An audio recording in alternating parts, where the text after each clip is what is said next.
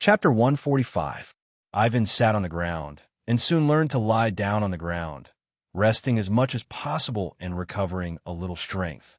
He didn't know where he was going and how long he had to walk. Every sound. There was the sound of wheels turning.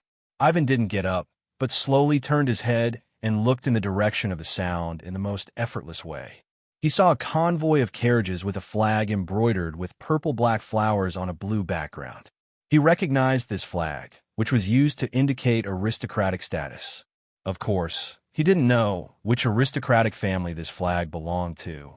Just as he was looking at the carriages without any thoughts, the familiar sound of the whip rang out again.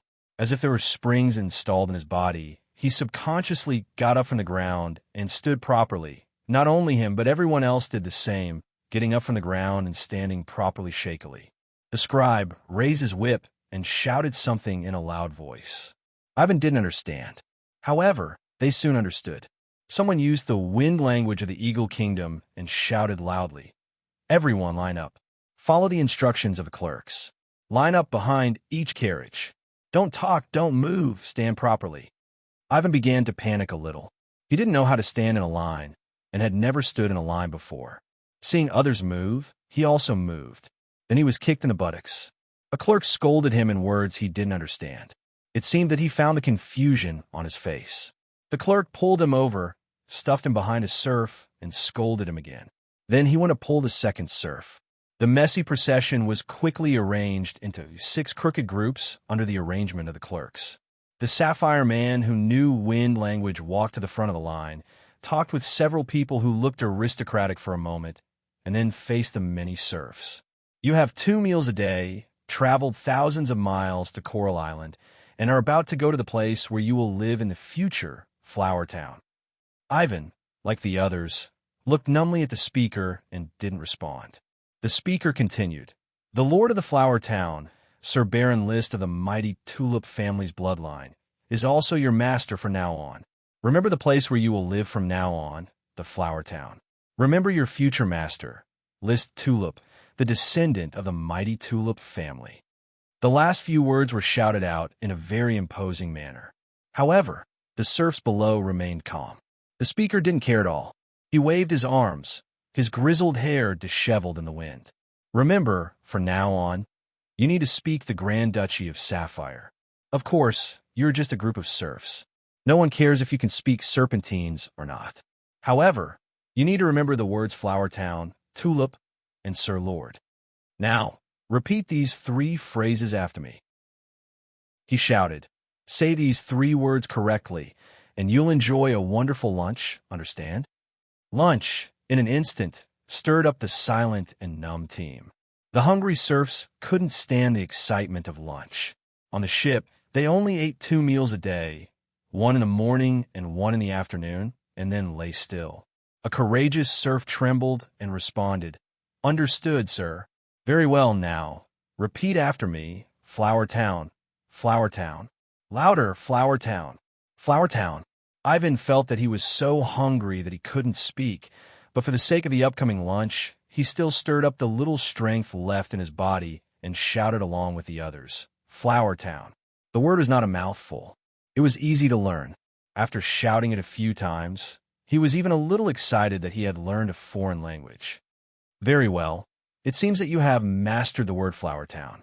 Next, repeat after me, Tulip, Tulip. Tulip, fool, don't tilt your tongue. Repeat again, Tulip, Tulip. Louder, Tulip, Tulip." Although it is not standard, remember it. Here, everything on this land belongs to the Tulip family. Your lord is of the bloodline of the Tulip family. The person who could speak wind language continued to teach. Next, you need to understand how to express your loyalty when you meet your lord. You first have to kneel down. Several serfs, as soon as they heard kneeling down, immediately knelt down. The other serfs also knelt down. In an instant, all 6 teams knelt down. The speaker was shocked. He was not List and dared not let the serfs kneel down to him. He quickly dodged. "Fool, I didn't ask you to kneel down now, forget it. You kneel down in front of the black tulip flag on the carriage, as if you saw Sir Lord. Now repeat after me, Sir Lord, Sir Lord." Ivan knelt on the ground and shouted with the crowd, trying to straighten his tongue. After a few times, the person who could speak wind language ran to a nearby row of noblemen and said in Serpentine, "Mr. Gort, is this teaching okay?" Gort, dressed in frac habillé, nodded and said, "That's all for today's pre-lunch teaching. Let the serfs fill their stomachs first. The flower town is not a place so poor that they can't even afford to eat. Old Granddad, it's been hard on you. I still need you to translate for the serfs in the future." Old Granddad said with a smile, "It is Old Granddad's honor to serve Sir Lord. Then I will tell them to start eating." Immediately, he faced the serfs who were still kneeling on the ground. "You can get up and continue to stand in your line. Now, lunch will be distributed. One by one, everyone has a share, no looting allowed. Otherwise, the whip of a clerical petty official will not have eyes." Hearing Old Grandad's words, the uneasiness of the serfs quickly turned into a pleasant surprise. There was really lunch. Then, as the carriage opened, portions of food that they had never seen before were placed on plates of bread and handed to them. There were no cutlery such as knives and forks, only food and plate of bread. Ivan got his share of food. He recognized plate of bread. He used to use plate of bread. After a certain amount of time, he could cook it and continue to eat it. On the plate of bread, there was half a piece of black bread, and then there were many big and small, round and flat things. He couldn't help but reach out and touch it. It was very hard, but he didn't know how to eat it. Fortunately, he always did what others did. He saw that in addition to eating the black bread, some people had already opened it and eaten the soft things inside. So, he sat on the ground with the plate of bread and took a big bite of the black bread. Then, he imitated others and opened it. It was very easy to open it because it had a crack in it. He could open it with his hands. His nose quickly smelled a very strange fragrance.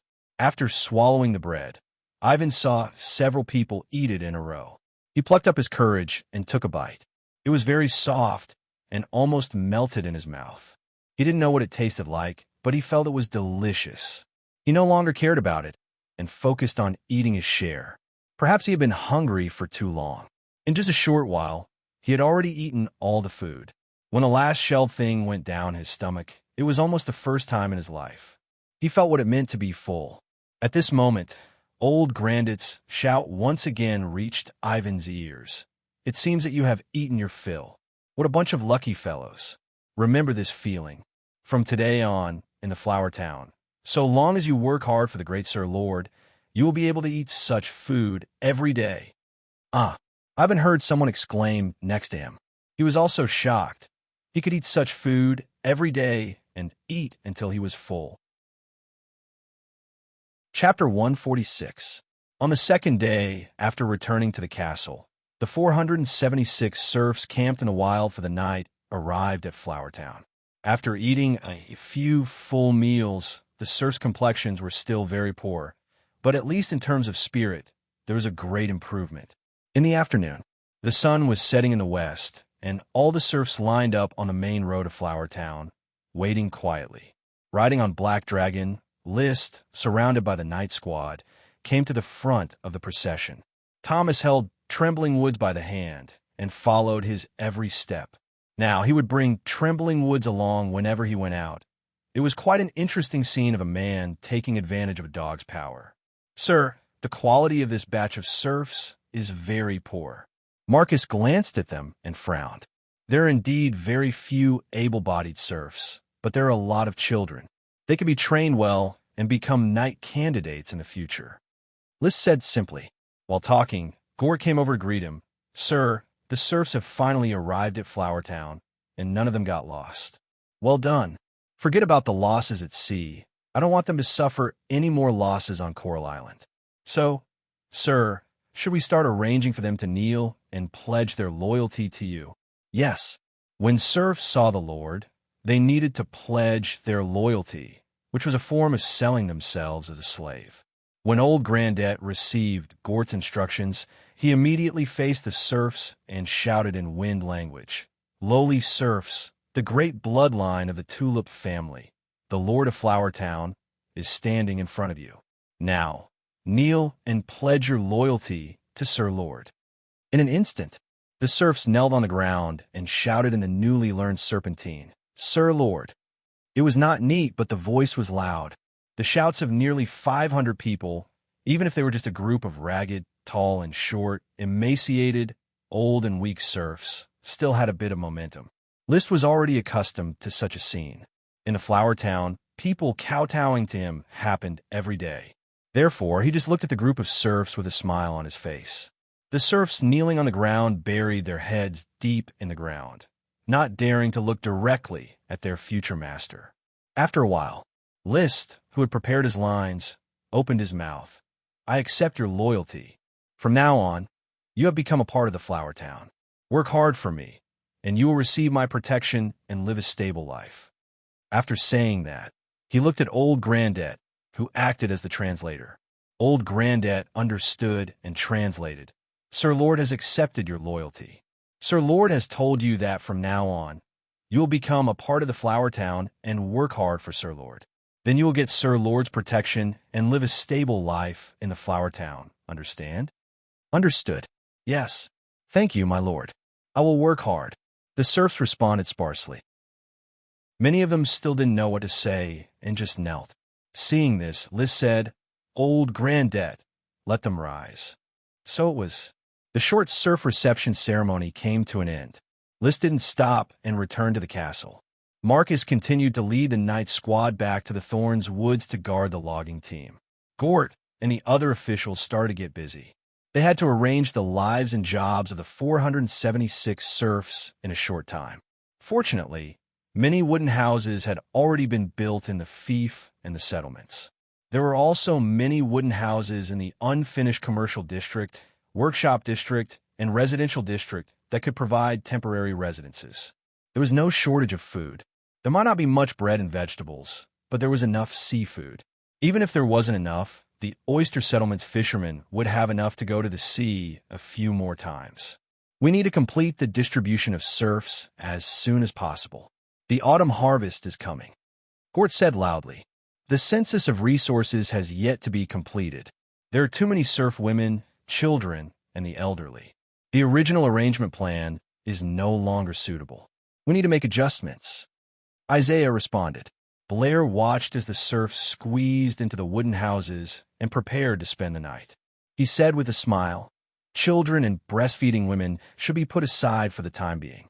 As for the other serfs who can work, it will be better to send them to the Thorns Ridge to carry timber, carry stones, and be responsible for repairing roads." Gort interrupted. "This is not a responsible distribution plan. What I mean is that we should not make arrangements for the time being. We should wait until the census of resources is completed before making overall arrangements." Well, this is also a good idea. It is indeed difficult to make arrangements in a short time, but we can't keep them in vain. We could just send them to the logging team. At the banquet, Gort conveyed Blair's suggestion to Liszt. Liszt approved of it and added, "Arrange for craftsmen to do some light work as much as possible. Don't arrange for the weak or sick serfs to do any work. Let them rest well." Among the serfs, he valued craftsmen the most. Craftsmen's skills were the world's technology and an indispensable part of a prosperous fief. Suddenly, he thought of something and said, "You should rest a little later tonight. First, make a list of craftsmen, especially what skills they have mastered. I will have the castle servants help me record it. I hope to see them tomorrow morning." Nowadays, Liszt's words were law in the flower town. The next morning, after he got up and walked the dog, a thick bass paper list was placed on the dining table. After taking a bath and changing into loose clothes, he sat at the dining table, ready to enjoy breakfast. It was time for Carter to order the footman to bring breakfast. A cup of fragrant fresh milk, a pineapple bun and milk-flavored bread, a fried egg, a large piece of fried World of Warcraft meat, a vegetable salad, and a few fruits. This was his standard breakfast. It was worth at least a dozen silver coins, especially the World of Warcraft meat, which was very valuable. But who told him to be rich recently? As the Coral Islands' invisible tycoon, he didn't want to be wronged. It had never been his style to work hard and live simply. If he could enjoy it, then he would. He picked up the milk and took a big gulp. The castle's milk is still better. I feel that the flower town's climate and environment are definitely suitable for raising cows. He licked the milk foam at the corner of his lips and made his own judgment. Sherlock has already bought 3 calves. Now that the pasture is occupied by horses, it is impossible to raise more cows, master. Liz said firmly, once the Thorns Ridge is developed, the dairy farm will definitely expand, at least double in size. I want to raise more cows. Because the milk tea was getting better and better, he had specially investigated the dairy farm. He didn't find any reason for the improvement in the quality of the milk produced by the cows. At least, it wasn't due to the fact that the cows had entered pregnancy and compared to the milk of the cows outside. He could clearly feel the difference in the taste of the milk. The milk of the Flower Town's dairy farm was not only fragrant, but also more refreshing. Later, Liz speculated that it might be due to feeding them a new breed of corngrass. As a result, after feeding them separately, he found that it had nothing to do with corngrass. Therefore, he believed that the Flower Town's climate was suitable for raising cows. He took a bite of the pineapple bun. Chapter 147. Outside of farming, commoners with a technical nature were called craftsmen. Commoners among craftsmen, who relied on their skills to run their own shops, could be called craftsmen. Therefore, craftsmen were mostly freedmen, while craftsmen were mostly serfs. According to List's understanding, after a period of development, these people would become bourgeois if they engaged in their own business. However, through his understanding of the society of a different world, it was impossible for craftsmen to evolve into capitalists for the time being, as the aristocracy would not allow it. Take Earth's medieval Europe as a reference. With the progress of the Industrial Revolution, craftsmen who grasped the means of production would either accumulate the means of production and evolve into capitalists, or lose the means of production and be reduced to workers. Here, craftsmen had existed for a long time, and they were still craftsmen. There were no capitalists, and there were no large numbers of workers. No matter how they developed, they were still vassals of the aristocracy. The cultivation of qi and the absolute disparity in individual strength allowed the aristocratic knight to firmly grasp all the power without fear of being revolutionized by the new class. Of course, the development of craftsmen in different countries and different cities was more or less different. There was no fixed division of levels. Let's sum it up simply. Craftsmen could be roughly divided into 4 levels: master, craftsman, and worker. Master, technician master. Craftsmen of this level generally lived in big cities. They were freedmen with high status and had reached the level of lesser aristocracy. For example, architects, shipbuilders, carters, goldsmiths, jewelers, blacksmiths, drillers, and so on were all top craftsmen in their respective industries. Architects were responsible for building castles, large buildings, mage towers, and so on. Shipbuilders were responsible for designing and building ships. Carters were responsible for producing carriages, mining carts, and chariots. Goldsmiths forged gold, silver, copper, and even dragon coins. Jewelers designed precious jewelry, carved crystals, jade, and even gems. Blacksmiths could make all kinds of excellent equipment, and drillers could dig mines.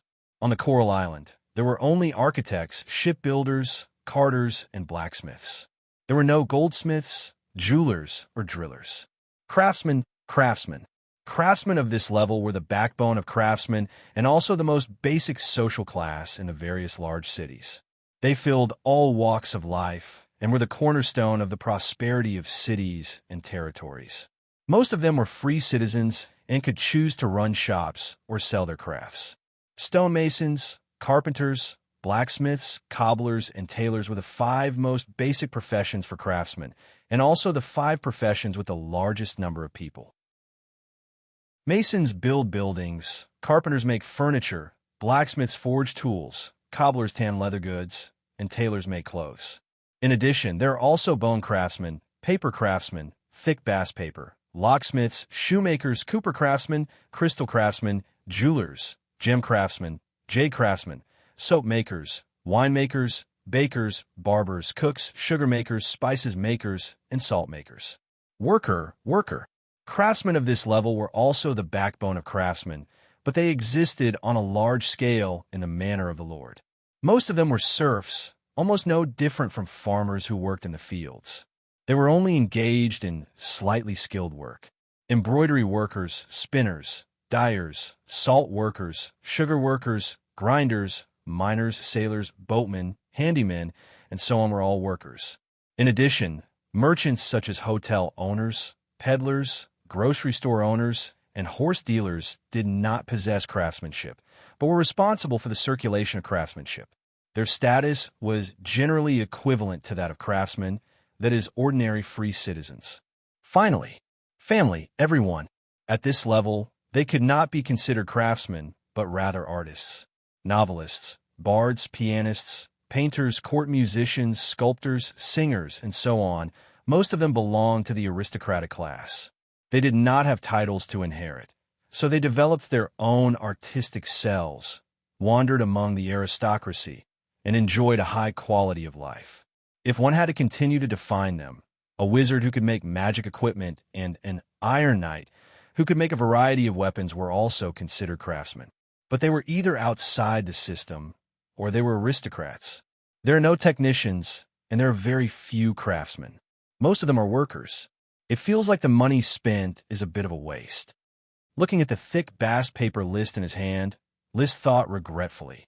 What he wanted was actually craftsmen, but the serfs he bought were basically workers. Obviously, this batch of craftsmen were leftovers from other people, or it could be said that Levis's subordinates were only willing to buy cheap craftsmen. In the serf market, the price of a craftsman was obviously a bit more expensive than a worker, let alone a technician. No one would sell technicians, craftsmen, workers, and farmers at the same price. In any case, with a group of skilled workers, I can barely add a few industries to the flower town. I can make sugar, soap, weave, and even dry salt and seawater, make paper using indigenous methods, or develop other industries. List comforted himself. It could not be considered comfort. Skilled workers were still very valuable. He asked Thomas to bring a quill, ink, and blank thick bast paper, and he began to write and draw. He was going to calculate how many industries these craftsmen could develop and how many workshops could be added to the town's workshop area. But as he wrote and wrote, he studied from the development of handicrafts to the social system. If I want to, I could become a sociologist. He divided the social system of the other world into categories. The upper class of society, aristocratic lords. The middle and upper class, wizards who pursue the truth, officials without titles, knight, and indispensable artists. The middle and middle class, technicians who master irreplaceable skills, mercenaries who work as knight. The middle and lower class, servants in the castle, craftsmen who produce technology, merchants who circulate goods, workers who work as coolies, and rats who walk in the dark. The bottom class, serfs who farm, beggars who have not even become serfs. It's very clear. It's clear at a glance. He took a big bite of World of Warcraft meat, chewed and swallowed. If I can further elaborate on the responsibilities of each social class in society, as well as the mobility of social classes, I can probably write a great book on sociology and publish it. This was just an idea. He had not yet fallen to the point where he needed to write books to earn a living. That was something only the children of aristocrats would do. Moreover, sociology works could not be sold. To write a book, he had to write a night novel. To slay a dragon, to contract the elf king. It was best to start with a prince in dire straits with a little elf. He would wander the sea and have a romantic night with the singing demon. After a few days of flirting with the noble women in the Marquis manor, he would kill an evil dragon alone or ride a dragon. The little elf would then break through to become an elf king. In the end, the hero saves the beauty and marries the beautiful princess recognized by the unicorn. With these elements, it was basically a best-selling night novel. Those young people who love fantasy were very willing to buy it. After breakfast. Chapter 148. Glanny Truth's letter was delivered to the castle by the Flower Caravan's transport team. List delayed his arrival. The materials to forge the Black Pearl magic equipment were lacking, which required some time to prepare. He would probably go to Flower Town in mid-October. What a waste of my time. I should have asked another wizard to visit. List was not very happy when he saw the letter. He felt that the wizard did not give him face. It took more than a week to prepare the materials. List's efficiency was too low. He suspected that the wizard was perfunctory. However, there were not many wizards that he could come into contact with. This kind of creature always lived in seclusion and did not easily come into contact with ordinary people. If List was not a member of the Tulip family, perhaps Glanny would not have met him.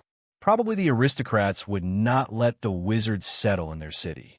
They would always make an explosion from time to time to scare people. List threw away the letter. List no longer paid attention to when Glanny would come. Currently, the resource census and the logging war were being carried out in Flower Town at the same time. Although Gort worked hard as an advisor, there were still a lot of things that annoyed List. He had his own troubles. Standing in front of the window of the castle, he frowned as he looked at Blessed Curls, whose feet were chained. Squawk! Squawk! Blessed Curls continued to make noises, constantly shaking its wings that were full of feathers. The sapphire pupils turned into a whirlpool. List cast magic eyes. In his eyes, Blessed Curls became a fat bird made of cyan magic. Blessed Curls has already reached the stage of releasing magic. In a few days, I'm afraid that he will be able to release magic on his own without my guidance. Eating too well is also a kind of burden. Should I adjust his diet? This bird's meal is equivalent to 3 tons of food for the servants. Blessed Curls was not big. When nested, it was the size of a dog. But it was still a World of Warcraft, and its appetite was far greater than that of an ordinary bird. It is not worthwhile to feed it like this. If he couldn't find an eagle tamer, Blessed Curls would forever be a wild and untamable monster in World of Warcraft. Its greatest use was to kill it for meat and sell its materials for gold. Shaking his head, List decided not to kill it for the time being. After taking care of it for so long, they were already familiar with each other. No matter how he teased it, Blessed Curls wouldn't bite him. It just dodged because it didn't like people touching it. There is still friendship between us. Life in Flower Town was busy and orderly. Gort presided over the census of resources very quickly. The information was gathered and sent to the castle. Heated discussions began during the banquet. According to Sir's instructions, the serfs in the town will be converted into full-time workers. The farming serfs will receive interest-free loans from the castle. The loans will not go through the hands of the serfs, but will be directly handed to the serfs in the form of farming tools, and the serfs will be instructed in scientific farming. Gort recited the long speech he had written with great emotion. The resource census was a political achievement project that he had presided over, so, of course, he was full of passion. At present, the results of the Flower Town's resource census are as follows. Peanut settlement, 100 mu of peanut field with a peanut sprite worm, 20 mu of cornfield, 500 mu of wasteland to be reclaimed, mostly weeds, 20 mu of housing area. Shiitake settlement, 80 mu of shiitake shed, 30 mu of mixed shiitake and flame mushroom greenhouses, 800 mu of wasteland to be reclaimed, mostly shrubs, 30 mu of housing area. Barley settlement, 50 mu of barley field, 50 mu of oat field, 150 mu of naked wheat field, 30 mu of cornfield, 50 mu of cornfield, and a corn sprite worm. 500 mu of uncultivated land, mostly covered with weeds, 1,800 mu of beech, some of which had fragrant coconut trees, and 50 mu of housing area. Wheat settlement, 500 mu of wheat field with a wheat sprite worm, 1 pig farm with 12 fat pigs, 300 mu of wasteland to be reclaimed, mostly weeds, 50 mu of housing area. Tomato settlement, 80 mu of tomato field with a tomato sprite worm, 20 mu of vegetable field, 40 mu of wasteland to be reclaimed, mostly weeds, 60 mu of housing area. Oyster settlement, 4,600 mu of beech, some of which are fragrant coconut trees and a fragrant coconut sprite worm. Fruit-stealing monkey farm, 7 fruit-stealing monkeys, 3 of which are pregnant females. Housing area covers 30 mu of land. Dairy farm, 150 mu of alfalfa pasture with 11 cows, 3 of which are pregnant females, 180 mu of thorns forest with a thorn sprite worm, 300 mu of wasteland to be reclaimed, mostly shrubs, 1,700 mu of beach with some fragrant coconut trees, 15 mu of housing area.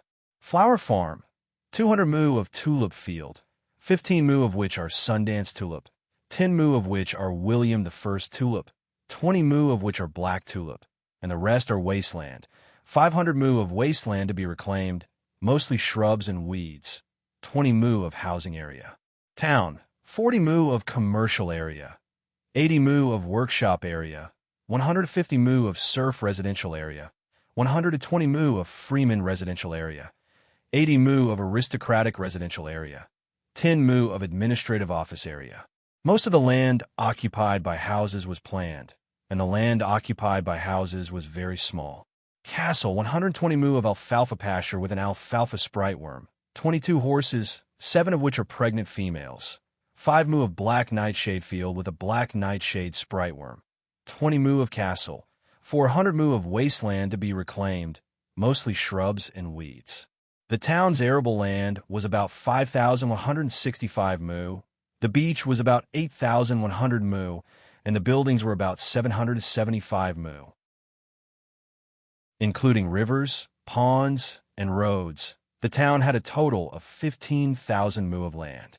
As for the standard for this mu, Liszt wasn't clear on it, as he lacked comparison. If his body had transmigrated here, he could easily understand the weights and measures here with himself as a reference. Unfortunately, his soul had transmigrated. It didn't matter whether he was a giant or a dwarf compared to his past self, as he was already accustomed to the units of measurement here. The Flower Town has an area of about 15,000 mu. The Thorns Ridge has an area of about 13,000 mu, which adds up to 28,000 mu. This is the area of my territory. Oh, I also have to count the 5,000 mu of beach exposed at low tide, so I have 33,000 mu of land. The town with an area of 33,000 mu was already a relatively large town on the Coral Island. He also took the time to draw a detailed topographic map of the Flower Town. The map was certainly not standard, but the basic framework should be correct. There were mountains and rivers, and the road was clear. His gaze wandered around the map, and soon he looked at the northern side of the Thorns Ridge. From here, there are only low shrubs, and further out, there are large areas of unreclaimed wasteland. Should I enclose this area as well? After thinking about it, he gave up. Swallowing the Thorns Ridge was already greedy enough, and it was better to make a fortune in silence. Being greedy to swallow another piece of land was likely to backfire and cause the Count and Levis to be unhappy. The wasteland of the Flower Town has not been reclaimed yet, so I should first develop in a low-key manner and steadily. I have a smoke mission, so there is no need to take risks. It is still the same old principle: accumulate food, build high walls, and slowly become king. I am 16 years old this year, so I've set a small goal for myself. When I am 20, I will have my own island. Information about the Black Horse Island emerged in his mind. Chapter 149. Mission completed. Reward: wood variant, fast-growing variety of thorns. The slowly changing smoke in front of List's eyes made him feel at ease. From the start of the World of Warcraft until mid-October, after nearly a month of logging, the logging team finally cut down all the trees in the Thorns Ridge. The once not-so-lush but still verdant forest had completely turned into a barren, undulating slope. If there was an environmental protection organization here, they would definitely express a serious protest to List. The destruction of vegetation and soil erosion were crimes against humanity. Unfortunately, this was List's territory. He could do whatever he wanted. Besides, the Coral Island was verdant. What was the big deal about cutting down a few trees? With sprites in this world, there was no need to fear desertification. Moreover, there was no industrial development here. Whether it was the island or the mainland, no matter how barren the land was, at least 70% of the area was covered by forest. At least 95% of the area was covered by vegetation. Whether it was farmland or weeds, there would be no lack of plants. Therefore, List never paid attention to environmental protection. Wood variant? What does that mean? This was the reward of the Thorns Worm Chain mission. Previously, he was rewarded with spiky variant and poisonous variant thorns. Spiky variant and poisonous variant were easy to understand, but now the wood variant was a bit troublesome. Wood variant, does it mean the quality of the wood? His clever brain worked quickly. There are differences between trees. Some trees are suitable for making furniture, but they are outrageously expensive. Some trees are even despised for making paper. Wood variant, fast-growing variety of thorns. Does it mean that the wood attribute of thorns has changed? Ordinary thorns, apart from being used as hedges, were not of much use. They could neither blossom nor bear fruit, nor were they very hard. They were of little value. I can't figure it out. I still have to see the real thing, then study the fast-growing wood thorns to determine its value. In the blink of an eye, List had already named the new variety of thorns. At this time, the smoke in front of him changed into a new chapter. Mission: the Flower Town's business district is gradually flourishing, but the workshop area has been idle for a long time. There are not enough workshops to support it. How can craftsmen be wasted on cutting down trees and farming? Please build 3 new workshops to increase the town's prosperity. Reward: Chi bottleneck. List's eyes widened. He saw the strange reward of bottleneck of Chi. However, he wasn't surprised at all, only pleasantly surprised. My first mission reward was the advancement of my Chi, allowing me to smoothly break through from an apprentice knight to an earth knight. This time, it's the Chi bottleneck. Does this mean that I'm about to become an elite earth knight? That must be it. Referring to the basic, intermediate, advanced, and dragon battle Chi divisions, the knight is divided into trainee knight, earth knight, sky knight, and dragon knight. The earth knight could be roughly divided into 2 stages: ordinary earth knight and elite earth knight. The earth knight who had just broken through were all ordinary earth knights. During this period of time, the total amount of Do Chi in their bodies would slowly increase. List was at this stage. He could feel his Chi growing every day. When the total amount of Do Chi reached its peak and no longer increased, it meant that he had reached the level of an elite earth knight. At this stage, it was difficult to increase the total amount of Do Chi by simply relying on training. Many knights were trapped in this stage and could only continue to develop the technical use of Do Chi. As they grew older, around 50 years old, their body functions would decline and the total amount of Do Chi would gradually decline. They would degenerate from an elite earth knight to an ordinary earth knight. Today, Marcus was approaching 40 years old, and his body functions were still at its peak. In another 10 years, it would probably degenerate, and his strength would be greatly reduced. This was the reason why he was eager to make meritorious service on the battlefield. Meritorious service should be done early, and only when he was old could he enjoy it. Half of the elite earth knight had the same idea as Marcus: make meritorious service. However, some elite earth knight were not in a hurry to make meritorious service. They hoped to continue to improve their strength, such as Levis and Lavera. However, simply relying on training was not very useful. At this time, a large number of potions were needed to stimulate the body functions and continue to increase the total amount of Do Chi until the quantitative change caused a qualitative change and break through to become a Sky Knight. A Sky Knight could easily beat up 100 Earth Knights. If there was a good mount, it would be a killing machine on the battlefield, constantly gaining glory. After this mission is completed, I will officially enter the Elite Earth Knight stage. Liz still couldn't believe it. Originally, I thought that it would take at least 3 to 5 years of training to enter the Elite Earth Knight sequence. I didn't expect that in just half a year, I would complete this process. The more he thought, the more excited he became. It was as if his whole body was emitting the light of a genius. Building 3 new workshops in the workshop area is too simple. Currently, there are 6 workshops in the workshop area: a blacksmith shop, a leathersmith shop, a mill, a carpenter shop, a tailor shop, and a locksmith shop. According to the current number of craftsmen serfs, I can build a soap workshop, a wine workshop, and a hoop barrel shop. In the soap workshop, there was a soap maker, Burnell, who came from the small Kerchief Island. Not only could he make soap, but he also took over the soap pancreas manufacturing arranged by List. Although he had not yet completed the final soap formula, he had already made a barely usable soap. A soap workshop was his reward. In any case, it was to make money for List. In the brewery, among the craftsmen who also came from the small Kerchief Island, there was a brewer named Frank Distiller's Grains who could make fruit wine. There were also 2 serfs who could make rice wine and beer.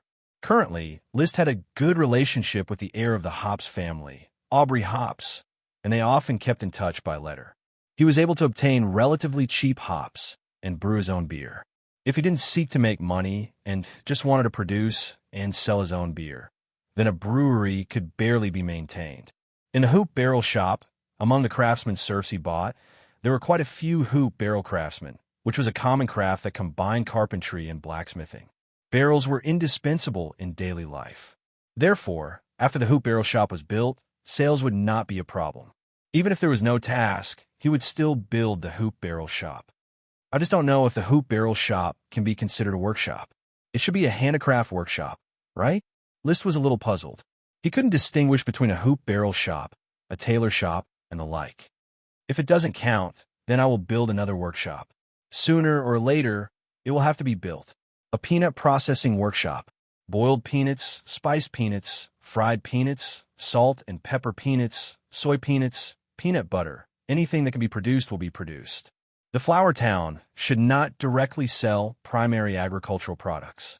The value of primary agricultural products was too low. At the very least, primary agricultural products should be processed before being sold. Chapter 150. At this stage, apart from a few shops opened by freedmen, the flour town's workshops and shops basically had to be opened by List. In any case, there are not many freedmen. List did not mind monopolizing all the industries in the flour town. After all, this was his territory. If he said to build a workshop, then the workshop could be built. But Gort had doubts. Sir, the soap workshop can be handed over to Burnell. The wine workshop can be handed over to Frank, Berding, and Huntella. The hoop shop has many hoop craftsmen. What does the peanut processing workshop do? And who do I need to hand it over to? It is to simply process the harvested peanuts. The peanuts can be boiled together with the shell, stir-fried, and sold separately. The peanuts can be sold separately or made into peanut butter. Perhaps some unique peanut flavors can also be developed. In short, ordinary peanuts have to be made into delicious peanuts. Just like how ordinary bread has to be made into pineapple buns.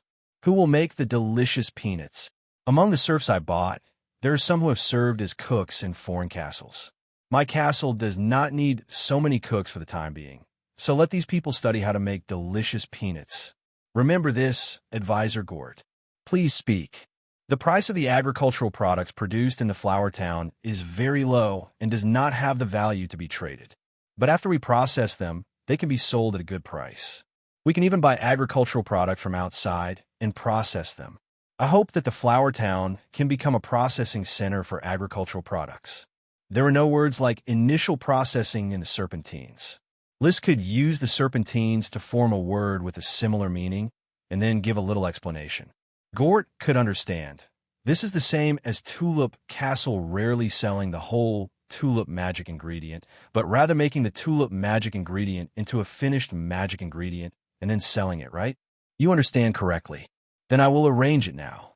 After Gort left, List also quickly left the castle. He hurried to the thorns worm stalk thicket to look for fast-growing wood thorns. Standing in the thicket, as far as the eye could see, other than the thorny thicket, there was only a barren slope in the distance. The fast-growing poisonous brambles and the fast-growing thorny brambles were separated by people, each occupying a large area. My lord, the 2 worm protection team members guarding the thorns worm's worm stalk hurriedly stepped forward to greet him. He was a serf from the dairy farm. Due to his strong physique, he was selected by Rome as a worm protection team member and received a well-paid part-time job. List asked, "Did you find any unusual thorns when you were stationed in this bush?" He specifically asked Mu to instruct the insect protection team here to pay more attention to the growth of the thorns and immediately report any special thorns. The team member hesitated for a moment. Sir Lord, I don't know if those are unusual thorns. Oh, what's the situation? There was a patch of thorns. They became very thick. Very thick? Take me there.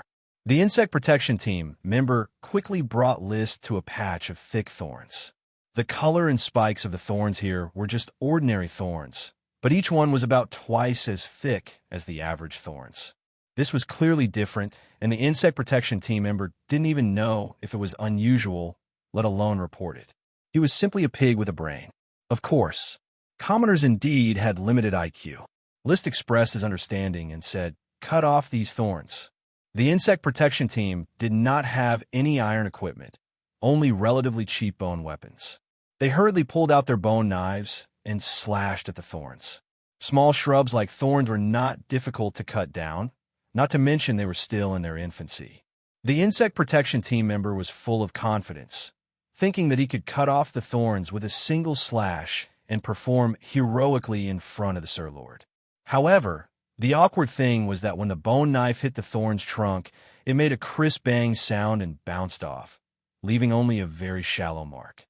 The two insect protection team members were a little flustered, waving their bone knives again and slashing vigorously. But every time they slashed at the thorn's trunk, they could only leave shallow marks.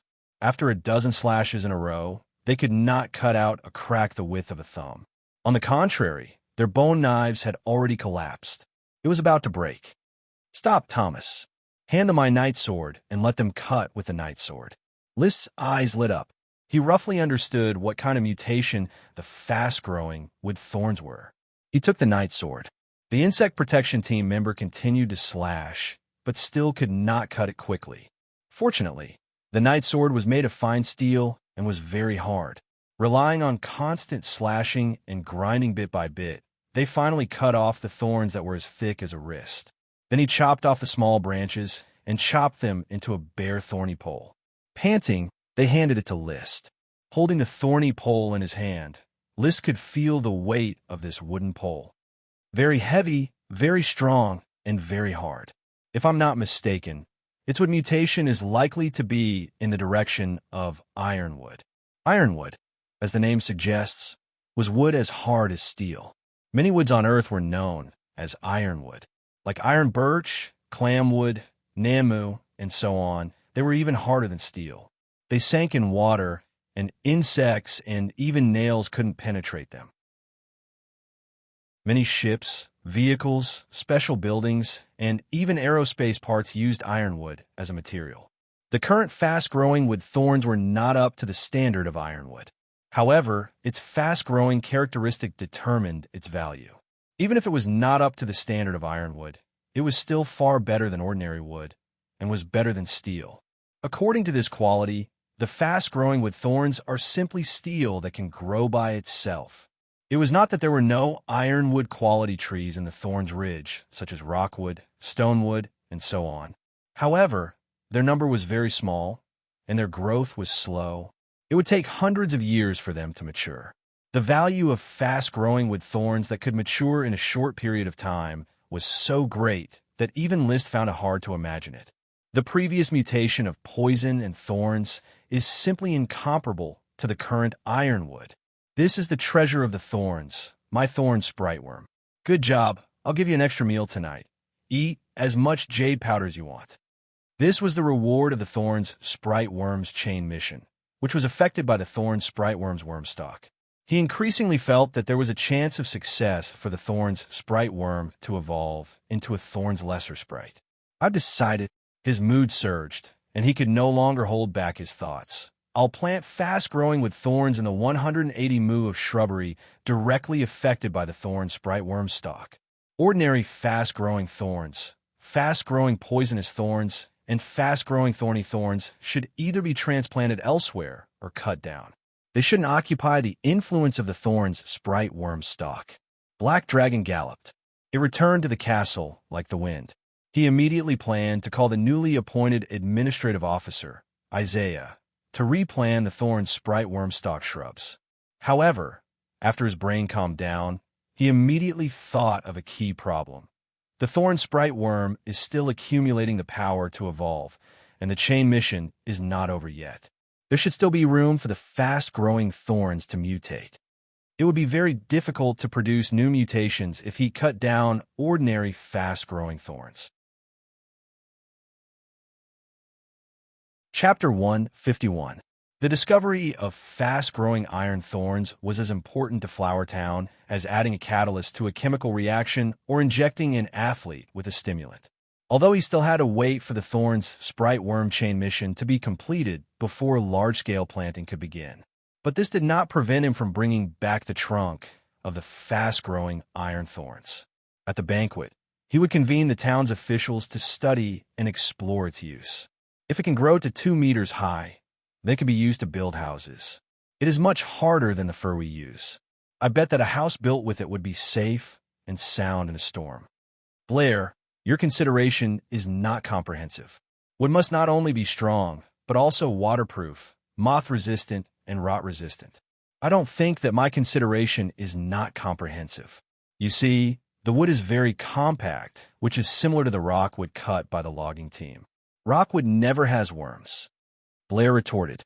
The rockwood he was talking about was a tree called rock tree, which liked to grow in rock crevices. Rockwood was very precious. A 200-year-old rockwood could be sold for 50 silver coins. After cutting down all the trees in the Thorns Ridge, only less than 10 rock trees were found. Among them, only 3 were 200-year-old, while the other 7 were less than 200 years old. Similar to rockwood, there was also stone wood, which was also extremely rare. Gort thought of an idea. We can sink it into the water. If it sinks, it means that it is similar to rockwood. If it doesn't, it means that it is not good enough. That's right. Let's give it a try. Thereupon, a servant brought a basin of water. He laboriously removed a section of the trunk and threw it into the basin. The trunk sank directly to the bottom of the basin. Upon seeing this, Blair proudly said, "Look, everyone, I never lie. Fast-growing iron thorns are as good as rockwood." Marcus, who had always been taciturn, also said, "The texture is solid and the trunk is straight. It is suitable for making the spear shaft of a knight spear. It can also be made into arrow shafts. It should be more suitable than birch." Ordinary knight spear shafts and arrow shafts were made of birch wood. The birch city on the Coral Islands specialized in planting birch trees and producing birch wood needed to make weapons. The tulip family also had a birch sprite. If it's really better than white birch, we can supply it to Tulip Castle. I believe the Earl will like better spear shafts and arrow shafts. In particular, it can reproduce quickly. This advantage is simply incredible. A rock tree that has been growing for 200 years is only as thick as a palm. This is just a seedling, but it's already as thick as a wrist. It's like I'm looking at a bush of gold coins. It's a tree that bears gold coins. Who would have thought that the most useless thorns would become the most useful wood? The banquet was filled with cheers and laughter. Everyone was looking forward to the future of the fast-growing iron thorns. List waited for everyone to finish their discussion. He raised his glass and said in high spirits, "For the time being, we can't be sure that it's a money tree. You can continue to pay attention to it and research it to fully unearth its value. If it really is a money tree, it must be planted on a large scale. It would be best to plant fast-growing iron thorns in areas that cannot be reclaimed in the Thorns Ridge." Everyone raised their glasses and shouted, "As you wish, my lord." After the banquet, the slightly tipsy List took a walk in the castle's manor, played with Dosen for a while, and then went back to the study to read. Recently, he was preparing to learn a foreign language. Wind language, the language of the Eagle Kingdom. At present, Flower Town only had old Grandette, who traveled extensively and knew both Serpentine and Wind language. Therefore, he temporarily handed the flower caravan over to Harpagon. List himself returned to Flower Town and served as a translator, coordinating the officials to manage the 476 new serfs, while also taking care of teaching Wind language. Mastering a foreign language was still somewhat useful. However, old Grandette was busy and had no time to teach alone. Therefore, he gave List a notebook from when he was learning Wind language in his early years. This notebook recorded the more everyday Wind language and how to pronounce it in Serpentine. Learning was boring. At first, he felt that it was interesting, but after 2 days, he lost his patience. As he passed by the worm room, he went in and teased his sprite worms. 9 sprite worms were packed in a large box. It was like raising silkworms, but this batch of silkworms were colorful and contending with each other. He reached out and touched them one by one. The appearance of the sprite worms was very smooth and felt good to the touch. Some were lazy and motionless. Some were energetic and wandered around, including the thorn sprite worm. The gray-white thorn sprite worm was not beautiful. It was the most inconspicuous among the group of sprite worms. But looking at it now, he felt that this thorn sprite worm was a bit out of the ordinary. The stimulation of alcohol made his brain slightly slow. He paused for a moment, and then suddenly, fat. The thorn sprite worm has become fat. It is obviously bigger than the other sprite worms. This is a sign of evolution. Tulip Castle raised more than 100 sprite worms. He played with sprite worms a lot when he was a child, and even witnessed 2 sprite worms break through into sprites. The biggest change in the sprite worm before the breakthrough was fat. This phenomenon was usually called the fat pupa stage. Unlike butterflies, sprites do not metamorphose. They directly become fat. In the process of becoming fat, the sprite worm will slowly decay and age. If they are unlucky, they will directly die of old age and turn into ashes. If they're lucky, one day the sprite will burst out of the skin, break out of the pupa, and fly. Fat pupa stage. Liszt was completely sober from the drunkenness. Tension spread all over his body, mixed with apprehension and surprise. The fat pupa stage was certainly a sign of evolution, but it was also a sign of death. The sprite worm would not last too long in this period, at most 1 or 2 months. There was no third option if it did not succeed or die. There's only 1 or 2 months left. I am afraid that the thorn sprite worm chain mission cannot be completed in such a short time. I must help it. The fat thorn sprite worm slithered around in the box without stopping for a moment. From time to time, it raised its head and looked at Liszt with its sesame-like eyes, expressing affection. But at the same time, Liszt could feel that there were bursts of restlessness in its emotions. Perhaps this was its desire and impulse for evolution. It had already influenced 4 kinds of mutated thorns. There was no detailed information to explain the influence of sprite worms on plants, but Liszt was convinced that it was definitely related to the emotions of the sprite worm. During this time, the thorns were very violent and continuously mutated. How can I help it? Provide it with nutrition and fertilize the worm's stalk every day. Expand the area of the thorn shrubs. I feel that these are common means to help with evolution. They are effective, but not decisive. The probability of evolution is more about luck. Adequate nutrition, to a large extent, could breed a sprite worm, but adequate nutrition could not guarantee that the sprite worm could break through. After thinking about it, the only thing that could really help the thorn sprite worm was the smoke mission. The thorn sprite worm chain mission must be completed as soon as possible. First of all, the current chi bottleneck mission must be completed. Starting tomorrow, I will personally supervise the construction of the workshop. He had made up his mind. Liszt put down his nervousness and looked at his sprite worm with a smile, especially the thorn sprite worm. The fateful moment had come. Little guy, come on. As if sensing Liszt's encouragement, the thorn sprite worm raised half of its body, and its sesame eyes looked at Liszt in high spirits. Chapter 152. Sir, why are you in such a hurry to build the 4 workshops? I want to see the results soon. In the open space of the workshop area, Liszt led Dosen to inspect the construction of the workshops. Gord, who presided over the construction, was puzzled. Just this morning, Liszt issued a new order to completely build the 4 workshops within 5 days. For this reason, he had to summon more serfs to participate in the construction. The whole construction site was in full swing. Now that it was autumn, the temperature was gradually not as hot as it was in summer, but they were still sweating when working. Tell the construction workers that as long as the construction is completed within 5 days, their salary will be doubled, and if the construction is completed within 4 days, their salary will be tripled. List didn't care about a few copper coins. He only cared about whether he could complete the task ahead of time. "Oh my God, the serfs will go crazy," Gord exclaimed and then spread his hands. "But it is impossible to build the workshops in 4 days. Workshops are not wooden houses. They need skilled people to build them." List said indifferently, "Then make it simple, as long as it can be produced. I don't expect the workshops to bring me much revenue. It's good enough that they can guarantee the supply to the castle." The level of the serfs could not be overestimated, but the serfs' pursuit of money should not be underestimated. If they went crazy, they could work day and night and toss the 4 workshops out. The quality might not be guaranteed, but List did not pursue quality. He only pursued speed. Even if the defective workshops were built, it didn't matter as long as the task was completed. Compared to the evolution of the thorn sprite worm, these were secondary.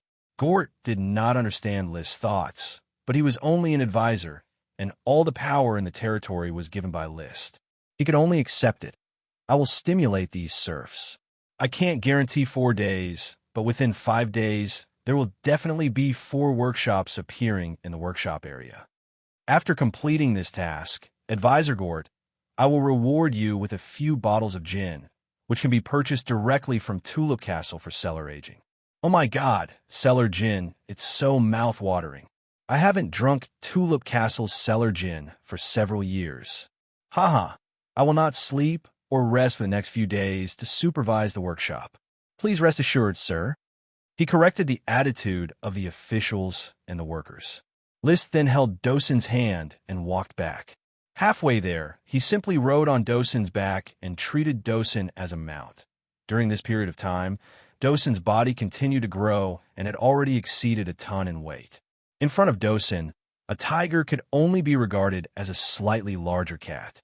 The explosive power contained in his body could tear tigers and leopards apart. Even without using magic, it could stand at the top of the Coral Island's food chain. At first, it was a little unwilling when List rode it, but after being beaten up, it obediently became a mount. Carrying a person on its back didn't affect its movements at all. After arriving at Dosun Avenue, List shouted, "Dosun, multiple rock spikes." Trembling Woods opened his mouth and let out a roar. Following that, 7 thick rock spikes emerged from the section of the road that had been planned and had yet to be constructed. "Good boy." Stroking Dosun's big head, List was very satisfied and continued to issue instructions. "Keep going, Dosun, multiple rock spikes." Another 6 rock spikes pierced the ground. "Good job, old guy, come rock spikes." A single rock spike was thrust out.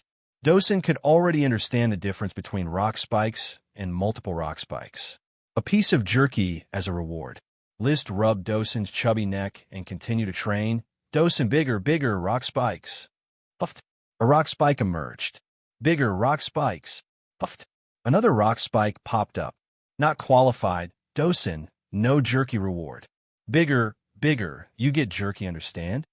List shook the jerky in front of Dosun, but didn't give it to it to let it understand that it was not good enough.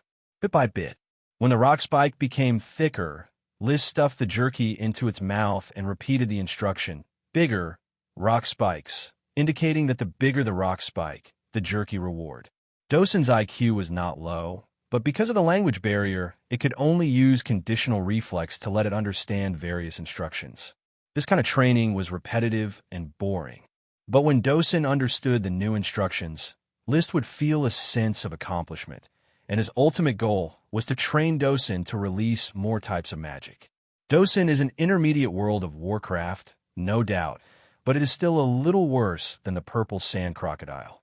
As an evolved intermediate world of Warcraft, its aptitude is definitely worse than the innate intermediate world of Warcraft. How to make up for it depends on how its master, train it and use skills to make up for its talent. List enjoyed personally training the powerful intermediate world of Warcraft. However, the road repair team following behind him was not so happy. With the rise of Dosun's magic power and the mass production of rock spikes, the workload of the road repair team also greatly increased. The hammer kept pounding, smashing the rock spikes and laying them flat on Dosen Avenue. This was a very difficult task because List required that each piece of gravel should not exceed the size of a bottle cap. The serfs responsible for the gravel needed to keep pounding and even smash the stone into powder. Only in this way, the road built would be smooth. Looking at the serfs of the road repair team, sweat mixed with dust dripping down, List felt a little emotional. Compared to them, he was too leisurely. Reincarnation was a technical job, and obviously his skills were good. Let Mrs. Abby prepare mung bean soup, and send it to the serfs of the road repair team, 1 bowl per person. Seeing the butler Carter coming over, List ordered, "They will be flattered by your kindness. As long as they work well for me, I will never be stingy with rewards and bestowments. In Flower Town, I hope that everyone can support themselves with work, eat their fill, and wear warm clothes. Even if winter comes, they can still live a healthy life." List said dignified words. His vision was advanced. Squeezing the serfs was very low-level exploitation. Only by mobilizing the serfs' enthusiasm for production could they maximize the exploitation of laborers and obtain more surplus value. He was a man who had read Karl Marx's Das Kapital. As for the capitalist conscience, was mung bean soup delivered? What else could he do? With so many people building a road, the wages were not in arrears, and they only worked 12 hours a day, which was already very kind. If it was another lord, perhaps the serfs could only learn from Su Sanduo and pick up stones to build the road without spending a penny. Riding Dosen. Chapter 153. After List left, the serfs who were working hard whispered to each other, "Sir Lord's pet is too powerful. I don't even dare to look at it. When it roars, my whole body trembles." A serf looked at the distant figure of the flying dust dog and exclaimed, "Of course, the flying dust dog is the king of the Thorns Ridge. Only the great Sir Lord can tame it.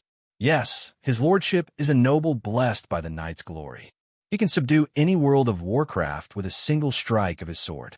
This winter, we won't have to worry about World of Warcraft eating people. The Thorns Ridge, I didn't expect us to cut down all the trees in the Thorns Ridge. It's a pity that my family doesn't have enough people and tools. Otherwise, I would have reclaimed 10 more acres of wasteland this year. The town officials said that the more fields we plant, the more food we can save. My son will be of marriageable age next year. I have to prepare food and a house for him. Otherwise, he won't be able to find a wife. Hey, Old Brown, has your son found a girl who is willing to be with him?" "Of course, I asked Captain Granddad of the Flower Caravan. He promised me to find a girl who speaks whispery for my son." "Oh, right, one with a big butt. They're the new serfs that Sir Lord bought. I heard that they are from the Eagle Kingdom, right? Only the Eagle Kingdom speaks wind tongue. However, this is Coral Island. Sir Lord will let them speak serpentines. By the way, Old Brown, why don't you find one? Among the newly bought serfs, there are several older women who can form a pair with you and help you with housework and work in the fields." Old Brown smiled embarrassedly. Hee, I'm looking for it. The women of the continent can't speak serpentine. When Old Brown married them, the two of them could only gesture. As long as I'm lying on the bed, it doesn't matter if I can speak or not. It's fine as long as I can move. Ha ha, Old Brown's good days are here. Praise the Overlord. Praise be to Sir Lord. The Flower Town is getting better and better. The serfs' thoughts were very simple. Their lives were better than before, and it was all because of the Sir Lord. They had to praise the Sir Lord, farm more, and work more. Walls and cages. After losing her freedom, Stupid Woman lived in this narrow world. From the initial resistance to the gradual acceptance, now that Dosen had come to visit, it was the happiest and most exciting moment for it. Vaguely, it had grown fond of such peaceful days. Every day it would eat, sleep, and eat. Occasionally, it would get up to mate and enjoy Dosen's violent thrusts. Woof woof. Dosen's voice came closer and closer. Stupid Woman, who was sleeping on the ground, immediately got up, came to the edge of the cage, and responded with a bark. Woof woof. A moment later, the gate of the wall was opened, and the two flying dust dogs met each other. List was still riding on Dosen's back, leisurely approaching the cage, which was within the range of Stupid Woman's magic. Stupid Woman did not release her magic. She had almost forgotten about the rock thorns. The training of its conditioned reflexes was very simple. Release the magic, take the food. After a few days, Stupid Woman had the impression that every time she released her magic, she had to go hungry. If I don't use my magic, the food will appear. So, she no longer released her magic. Beast instinct told her that eating was far more important than magic. However, List dared to approach Stupid Woman with his magic eye. The castle servants who fed Stupid Woman did not dare to come in. They moved the cage and let Dosen enter the cage to meet Stupid Woman. Originally, the mating session should have gone smoothly, but there was a problem. Stupid Woman could accept Dosen's intimacy, but she resisted and forbade Dosen from sprinting. List had a flash of inspiration. Is Stupid Woman pregnant? Pregnant female beasts would resist mating. Of course, female beasts that were not in heat would also resist mating. It was just that Stupid Woman should be in heat, and she did not resist mating too much before. In any case, since Stupid Woman resisted, it meant that she was either out of heat or pregnant, and was no longer suitable for force mating. Some time ago, Dosen came to mate every day, but he did not make Stupid Woman pregnant, because Stupid Woman was not in heat. Heat involves ovulation. How could she get pregnant without eggs? Dosen, come out. List knocked on the cage. Dosen did not want to come out. He urged him several times before reluctantly coming out. It seems that I have to go to Coral City to find some female wolfhounds and buy them back. Otherwise, Dosen's exuberant energy will not be able to be released. Blindly holding back without reasonable guidance is not conducive to healthy development. I just don't know if Dosen and the wolfhounds can give birth. Thinking about it this way, he was quite looking forward to it. Maybe it could give birth to a batch of magical beast wolf dogs with the bloodline of magical beasts, just like the fire dragon horse. Trembling Woods is a mid-level magical beast. Its bloodline is even stronger. The magical beast dogs born from its mixed blood will definitely be very strong. If they're selected and raised for a long time, they may become a good breed of hunting dogs or working dogs. If it's really possible, then build a kennel and train a wolf dog army. While he was daydreaming, the servant quickly reported, "Master, the mage of Coral City followed the flower caravan to the castle. Let's go back." List turned around and rode Dosen back to the castle. The flower caravan was unloading the goods and moving them into the castle cellar. Another carriage was parked on Dosen Avenue. A tall, thin man in a black cloak stood in front of the carriage, looking at the town not far away. There was also a thin boy in a cloak beside him. It was the mage Glanny Truth and his magic apprentice. "Mr. Glanny, welcome to Flower Town." Although List was not satisfied with the late mage, he still had a standard aristocratic smile on his face. Glanny lifted the cloak on his head, revealing his messy brown hair. "The road in Flower Town is good." It turned out to be a stone road. "I thought it would be a mud road." "Baron List, building a stone road costs a lot of gold coins. Even if aristocrats need to be dignified, why waste it on a road?" While speaking, his eyes were looking at Dosen. The current Trembling Woods was the focus of attention wherever he went. His huge body and mighty aura were extremely eye-catching. TSK, what a good flying dust dog. It is extraordinary, worthy of being the king of Thorn's Ridge. It is far better than a low-level world of Warcraft. It is your luck to have it. No, it is its luck to follow me. List gestured with his hand. "Let's talk inside the castle. Mr. Carter has prepared tea and drinks." Glanny did not move, still looking straight at Dosen. "Baron List, I wonder if I have the honor to study this flying dust dog? Perhaps I can buy it. You should know that the value of a world of Warcraft lies in what kind of magic equipment it can make." Chapter 154. He wanted to buy Dosen. He wanted to make Dosen into a magic equipment. List felt that he should let go of Dosen's leash and let it teach Glanny how to behave. Intermediate world of Warcraft was not something that a wizard could touch. In the castle's living room, the host and the guests sat down. Perhaps it was the reputation of being a hermit Or perhaps it was because magic was more impressive, but the status of wizards in society was still quite high. They belonged to the upper middle class and were qualified to enter the castle's second floor. Is this the famous ice cream of Tulip Castle? It is said that it was invented by you. When a servant brought the ice cream, Glanny was immediately attracted by the different colors of the ice cream. Ice cream was a high-end food. A lot of ice cream was used to make a small amount of ice cream, which ordinary people could not afford. Glanny had only heard of it, but had never tasted it. Try it. In the entire Coral Island, apart from Flower Town, only Tulip Castle, Falcon Town, Beer Castle, and Gravel Castle can eat this frozen delicacy. List had sold the recipe to 4 people: Levis, Lavera, Aubrey Wildgrass, and Brandon Gravel. The other aristocrats wanted to buy it, but were reluctant to spend money. Glanny picked up the cup and took a sip. Is this natural ice? It's not made by magic. Interesting. How is it made? The recipe for ice cream is worth a lot. I don't need the recipe for ice cream. I want to know, where does the ice come from? Baron List, don't tell me that your castle is so small that there is an ice cellar underground.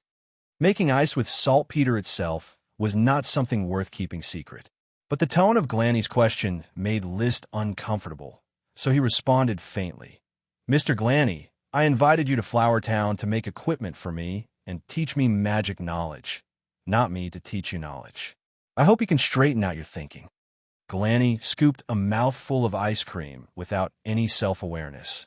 It is the nature of us wizards to seek the truth. The weather is still hot, and it is difficult to even cast ice magic, let alone use natural means to make ice. This is a major discovery. I hope you can teach me. Imparting knowledge costs money, Yi Futian said. How much? Glanny's attitude showed that he was willing to buy information with gold coins in order to know how to make ice with saltpeter. List rolled his eyes, and an idea popped up. I'm not short of gold coins. If you want to know how I make ice, it's very simple. Work hard for me during this period of time, and after you're done, I'll naturally tell you how to make ice. Glanny frowned. I hate working with doubts. So, under the premise of ensuring quality, finish the work as soon as possible, and you can get rid of your doubts as soon as possible. List said bluntly. He had figured out how to deal with wizards. There was no need to take anything into consideration and just directly berate them. This was the Flower Town, a place where wizards could not raise any waves. All right, let's talk about work. Where are the black pearls that you need me to forge magic equipment for? Thomas, go get my black pearl. It's in the cabinet in the study. Just now, he went into the study, took out the black pearl the size of a basketball from the gem space, and stuffed it into the cabinet to deceive people. Thomas quickly carried the black pearl over. He put on the table. This black pearl was not a regular circle. It was a bit crooked and did not look beautiful. But this was List's aesthetic.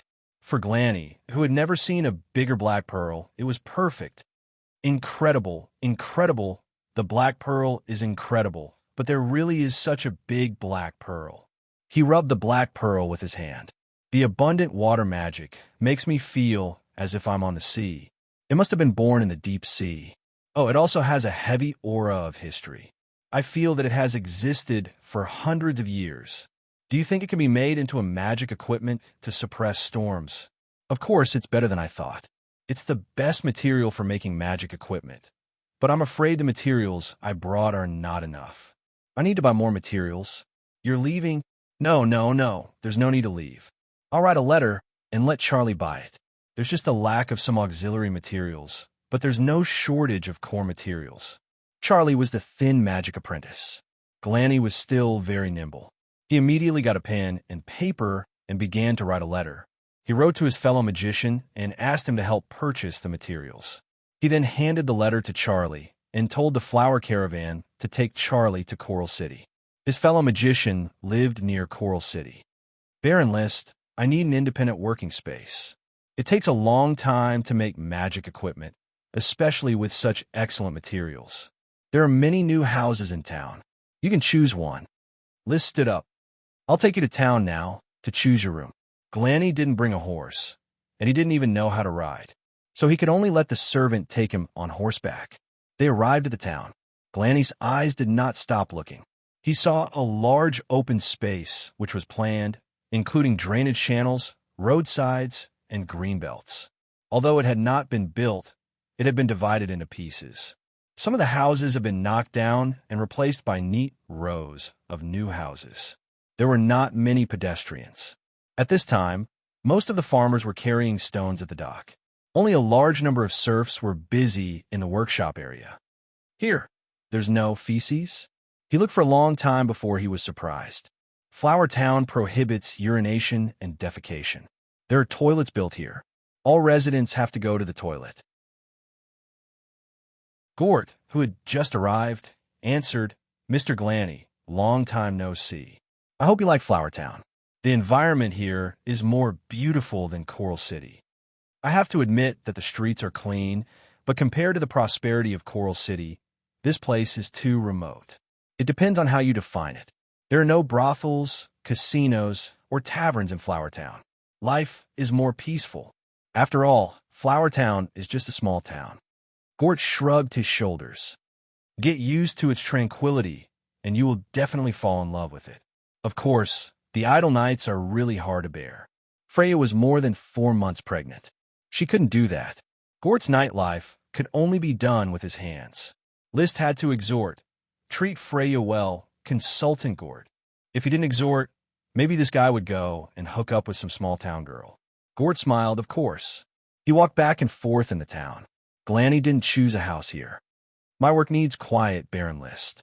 The noise of building a house in a small town is too noisy and not suitable. Please provide me with a more remote house." He liked the bustling city, but his work needed quiet, so he lived in seclusion in the broken moss town. In that case, consultant Gort, choose a separate house for Glanny among the new houses in the wheat settlement as his residence and studio. Chapter 155. A carriage of materials and utensils were moved to the new house, and Glanny Truth lived in Flower Town. At lunchtime, List entertained Glanny in the castle. The town's aristocrats and quasi-aristocrats were gathered, but the atmosphere of the banquet was sloppy. The mage was not as unreasonable as List thought. Of course, it was definitely not a lively conversation. Most of the time, it was Gort and the others who were enjoying themselves, while Glanny just ate and drank. He was more like a creature immersed in himself. There were not enough materials to make the black pearl. So after the banquet, starting in the afternoon, Glanny's work was mainly focused on teaching knowledge. He also had the task of making crystal lamps, but that required the cooperation of a crystal craftsman. Mages could not carve crystals. The flower caravan had invited the crystal craftsman, Brad. They would probably be able to invite him tomorrow or the day after if he was not busy. Magic is the same as Do Chi. They are both forms of magic. Glanny did not beat around the bush and directly said, "The world is a triangle. Matter is a corner, spirit is a corner, and magic is a corner. This is our understanding of the nature of the world, and it is also the source of magic. Specifically, the caster is the matter, the power of meditation is the spirit, and the combination of matter, spirit, and magic creates magic.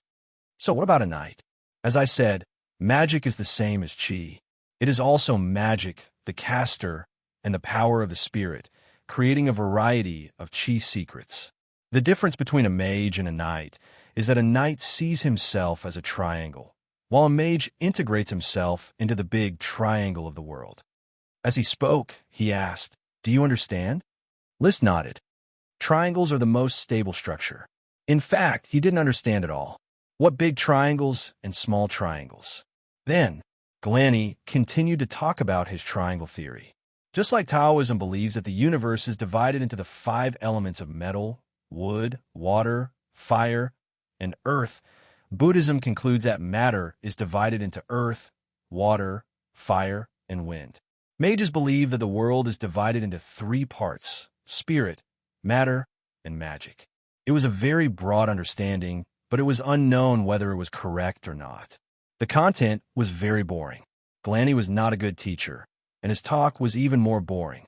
The whole afternoon, he repeated the triangle theory over and over again, making List almost fall asleep several times. In the end, he could not help but interrupt. Mr. Glanny, I already understand the theory of triangles, so I can skip it. What I wanted to know now was how magic was released and why magic was divided into water, fire, earth, wind, lightning, ice, and darkness. Also, I want to see real magic. Glanny frowned. It is very disappointing to be interrupted in a long speech. Fortunately, he still knew that List was a financial backer, so he raised his left hand, spread his fingers slightly, and quickly rubbed a fireball. Fireballs appeared out of thin air, from small flames to fist-sized fireballs. With a push of his hand, the fireball flew out of the window of the castle and exploded in midair not far away. Fireball, the lowest level of fire magic. Played again. List narrowed his eyes and cast Mana Eye. He wanted to observe carefully. He had observed World of Warcraft's magic. It was a magic that was condensed from the body's mana and released from the mouth. Glanny nodded. He raised his hand and rubbed another fireball. At this moment, List clearly saw that there was only a small amount of magic in Glanny's body. The chaos had no color. When he released the fireball, the magic in his palm quickly turned red and became fire magic. Then the red magic in the air was attracted by the magic in his palm and condensed into a fireball. Bang! The fireball burst outside the castle. In the field of vision of the magic eyes, the fire attribute magic suddenly drifted away as if it had never appeared. He already knew the process of magic release. However, it was still not clear why it could condense into a fireball. Mana, I could not see what force caused the magic to condense. Perhaps, as Glanny said, it was the power of the spirit. Just like himself, with a single thought, he could drive the chi in his body and operate it according to his thoughts. As for why it operated according to his thoughts, it was unclear. At this time, Glanny continued to rub his magic. Meditate and build a bridge between your spirit and magic power. His voice was a bit erratic, his eyes stared at his palm, and his whole person fell into a certain state. Magic is a third existence outside of matter and spirit. It has emotions, experience them, be intimate with them, and they can be used by you. Gradually, in his palm, a grayish-brown substance appeared, which was the soil composed of magic. The mud ball gradually grew, and his voice continued to drift. Meditation is a necessary step to build a bridge. Only when the spirit is in a calm state can you touch the existence of magic. They are everywhere. They cheer and jump. As long as you find them and establish friendship with them, you can get magic and then understand the world. Finally, the mud ball expanded to the size of a fist and then gradually solidified, condensing into a rock with sharp edges and corners. Glanny did not stop and continued to release magic, compressing and solidifying the solidified rock again until the rock made a cracking sound. With a shake of his hand, the rock was completely broken. But unlike the previous fireball, the broken rock did not disappear, but still existed in the form of debris. Flying rock, earth magic, as low level as fireball. However, I can't master it very well. I'm good at water and fire magic, and I'm not proficient enough in wind and earth magic. What about lightning, ice, and darkness? I haven't studied these 4 types of magic, so I can't release them. But I heard that mages can master and release every type of magic. If I get closer to the truth and become a great mage, maybe I can have enough energy to study lightning, ice, and darkness magic. But I'm too far from the truth now, and my spirit is not broad enough. It's already very difficult to be proficient in water and fire magic. What kind of existence is a magic shooter? I don't know. You don't know? Glanny raised his head, his hooked nose pointing to the sky. A magic shooter is the embodiment of truth walking in the secular world, an existence that mages need to look up to. Barrenly Siggy, why do you think I would understand a magic shooter? Even if it's you, do you know what kind of existence a Dragon Knight is? List couldn't refute such a rhetorical question. He always thought that a Dragon Knight was probably a knight riding a dragon. However, the Sky Knight's high-level battle energy was a level above that of a dragon's battle energy, which was said to be shared with a dragon. As for what a dragon's battle energy was, Among his relatives and friends, not only did the Count not know, but Marquis Merlin, the veteran Sky Knight, also did not know. All the noble knight had fantasized about becoming a dragon knight. However, a knight with a dragon was a high existence that ordinary people could not come into contact with. Even a king with a dragon, such as Sapphire Grand Duke, probably did not know what it was like to be a dragon knight. The original Sapphire Grand Duke was a dragon knight, but now the Sapphire Grand Duke was just a companion and keeper of the dragon. There was no chance to ride a dragon.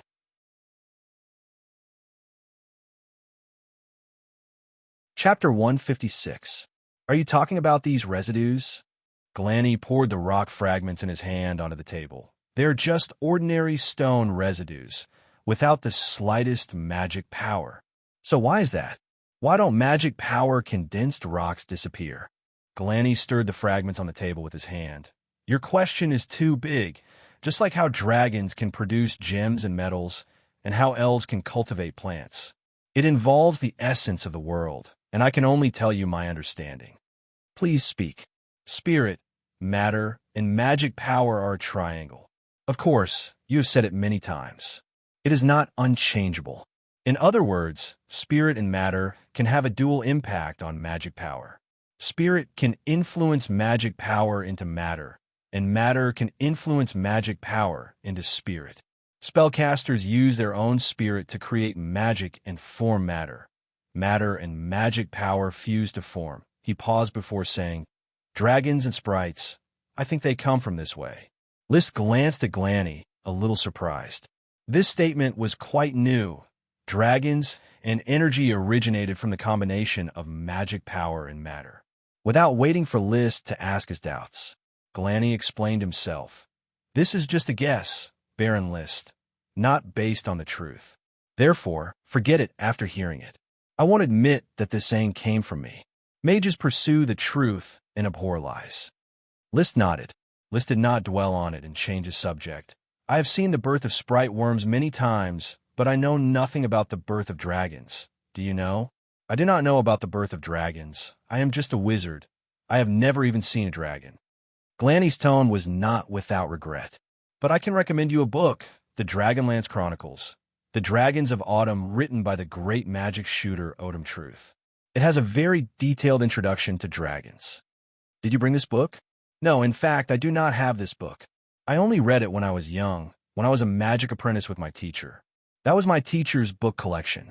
In order to find the truth and obtain more knowledge, he had already traveled to the continent. I have not seen him for many years. Without a book, List could only let Glanny recite the contents of the book for him. Naturally, Glanny wouldn't turn down the opportunity to earn money just by saying a few words. Thus, he began to recite the contents that he had written down. Young dragons that are less than 100 years old are the easiest to capture.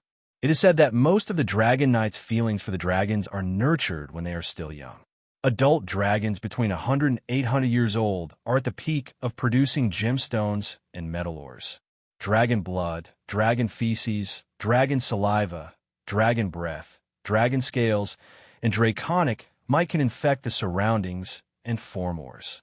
After 800 years, they would be old dragons.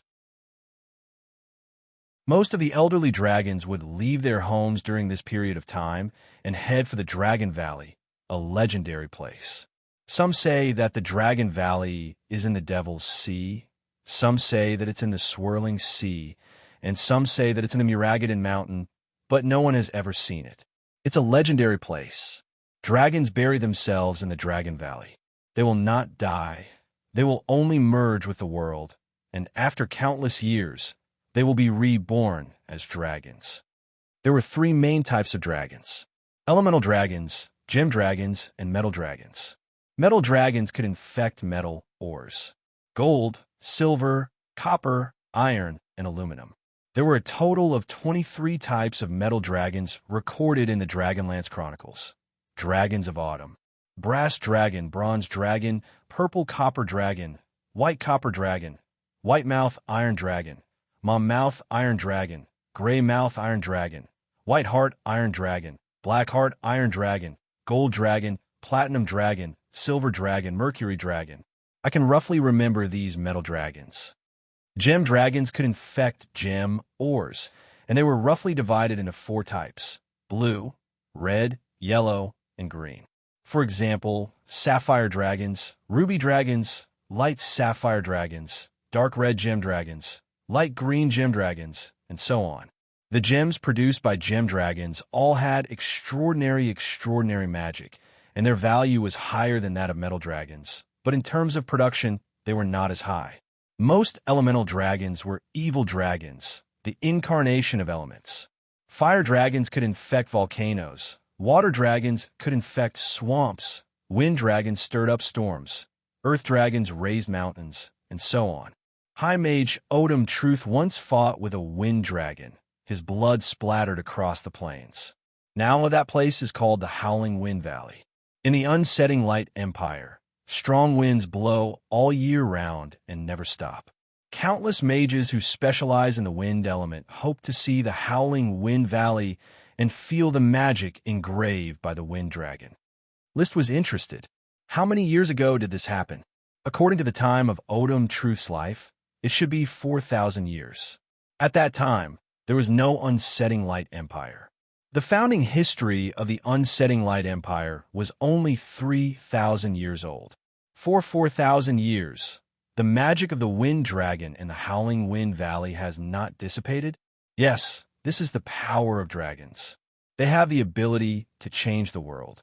Unfortunately, even magic shooters can't see through the mystery. Glanny shook his head, his regret overflowing. List was equally shocked. He had read a lot of night novels that described dragons, and those were obviously made up at first glance. The dragon's ability was described as god of creation, but its IQ was only equivalent to that of a puppy. The authenticity of the records left by magic shooters would be very high. The magic of the Wind Dragon had not dissipated for 4,000 years. Such a situation made him dazzled, and he couldn't wait to run to the Howling Wind Valley and observe for himself with magic eyes to see what was different about the magic of the Wind Dragon. After a while, his eyes flickered slightly, and he asked in a casual tone, "Mr. Glanny, I have read in the night novels that some novelists wrote that in addition to elements, metals, and gems, there is another category of dragons called the Sacred Dragon. I have also heard of the Sacred Dragon, but there is no record in the Dragon Spear Chronicles, the Dragon of Late Autumn.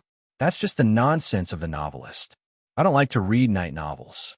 They are all fabricated, contrary to the truth lies." When it came to night novels, Glanny was dismissive. "Can you talk about the Sacred Dragon? I have only seen one in the books, the Invisible Dragon. Those people made up the Sacred Dragon, saying that there are 5 kinds." Although Glanny despised the night novels, he obviously read a lot and was very knowledgeable. The fairy dragon represents life. If you get it, you will have eternal life. It is very fake. The dusk dragon represents time. It can stop time. I don't know what this is for. The emerald dragon represents dreams. It can sneak into dreams. I have seen emerald. It is a kind of jade. What does it have to do with dragons? As he spoke, he despised it. List listened very carefully. The invisible dragon represents space. It can produce space rings. It is the kind of ring that can hold many things. However, this is as ridiculous as my cup can hold an elephant. There is also the last one. The smoke dragon represents fate. In the night novels I have read, it is said that it is a cloud of smoke. I think the imagination is good. After talking about the 5 kinds of sacred dragons, Glanny concluded with contempt. No one has ever seen a sacred dragon with their own eyes, and no country has such a dragon. This is just made up by those who have never seen a dragon when they dream at night. There is nothing more to say. Let's continue talking about magic. Okay, List responded absent-mindedly. However, in his mind, there was already a monstrous storm. The smoke dragon represents fate, a cloud of smoke. Chapter 157. 7 months ago, List woke up from the darkness, understood his situation, and accepted the memory of his predecessor, knowing that he could see smoke when he was very young. But at that time, the smoke was very thin and could not be seen clearly. It was not until he crossed over and merged with this body that he could see the composition of the smoke. It turned out to be a task in the form of text. When he saw the content, he was really shocked. If this was a cheat, the smoke formed serpentines instead of Chinese characters. If this was not a cheat, the language style and the content of the task were familiar to him from Earth. He could only convince himself that the transmigrator did not move, but the cheat moved first. Then he accepted the existence of the smoke task and guessed that there must be a dark hand or conspiracy behind the scenes. However, this time, when he heard Glanny introduce the 5 kinds of sacred dragons, there was unexpectedly a smoke dragon that represented fate. This gave him a huge shock. Perhaps my cheat, this smoke task, is not some kind of conspiracy? There was no indication that the smoke task had any intention or drove him to carry out some kind of arrangement. From beginning to end, the smoke task was just a simple task. Then he would be rewarded with something that existed but was easily missed.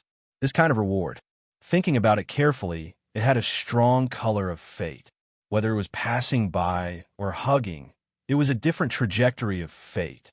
Ordinary people could not change the trajectory of fate, or rather, their trajectory of fate was unknown and disorderly. But with the smoke task, List's trajectory of fate had an extra choice. Glanny was still next to him, talking about magic. List had entered his inner world. He lowered his head and looked at his body. Represents fate, a cloud of smoke. Could it be that there's a smoke dragon living in my body? Because of the smoke dragon's infection, I can get the right to choose my fate? It was different from Glanny's denial of the sacred dragon. He believed that sacred dragons absolutely existed. The invisible dragon ate 2 cows in front of him and left behind a space gem. This was an undeniable fact. Since the invisible dragon existed, why couldn't the smoke dragon exist? The fairy dragon, the dusky dragon, and the emerald dragon definitely existed. They might be extraordinary to the point of being incredible, but dragons and sprites were incredible creatures. So what if they were incredible? This was a world completely different from Earth, an extraordinary world full of magic. His thoughts continued to wander. He tried to find traces of the smoke dragon. It's not impossible for the smoke dragon to live in my body. After all, I often see smoke missions, but this smoke can only form serpentines. It has never formed the shape of a dragon, nor has it had any communication with me. It's very likely that I didn't obtain it, but was just affected by it. Ordinary animals can be infected by a dragon. Although humans have never had a dragon, it's hard to say if my predecessor was accidentally infected by a smoke dragon and became a smoke person when he was young. Thinking so, he didn't know whether he should feel lucky or regretful. Fortunately, it was rare for others to see a dragon, but he had come into contact with 2 dragons, and each of them left valuable gifts. The smoke that could control fate, and the gem space that had a unique world.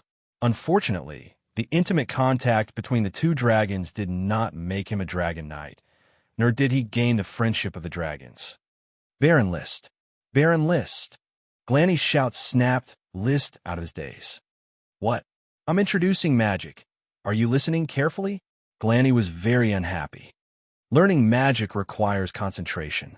On the road to pursuing the truth, although lonely and boring, the joy of gaining knowledge can make your mind go from emptiness to fullness. Sorry, I just want to know about magic. I don't want to learn it. List suppressed his messy thoughts and squeezed out a stylized smile. I didn't take a nap, so I'm a little listless. Let's end today's teaching here and continue tomorrow. Thomas, take Mr. Glanny around and visit Flower Town. Yes, master. Thomas stretched out his hand in a gentlemanly manner. Mr. Glanny, this way, please. Glanny glanced at List, showing a look of disgust. The truth is getting further and further away from you. After that, he strode out of the castle. After Glanny left, List stayed alone in the study, looking out of the window and pondering while listening to Blessed Curl's quack, quack sounds. Smoke dragon. Smoke mission. Fate. Many thoughts flashed back and forth. The smoke in front of him twisted and changed, but the text remained the same. Mission. The Flower Town's business district is gradually flourishing, but the workshop area has been idle for a long time. There are not enough workshops to support it. How can craftsmen be wasted on cutting down trees and farming?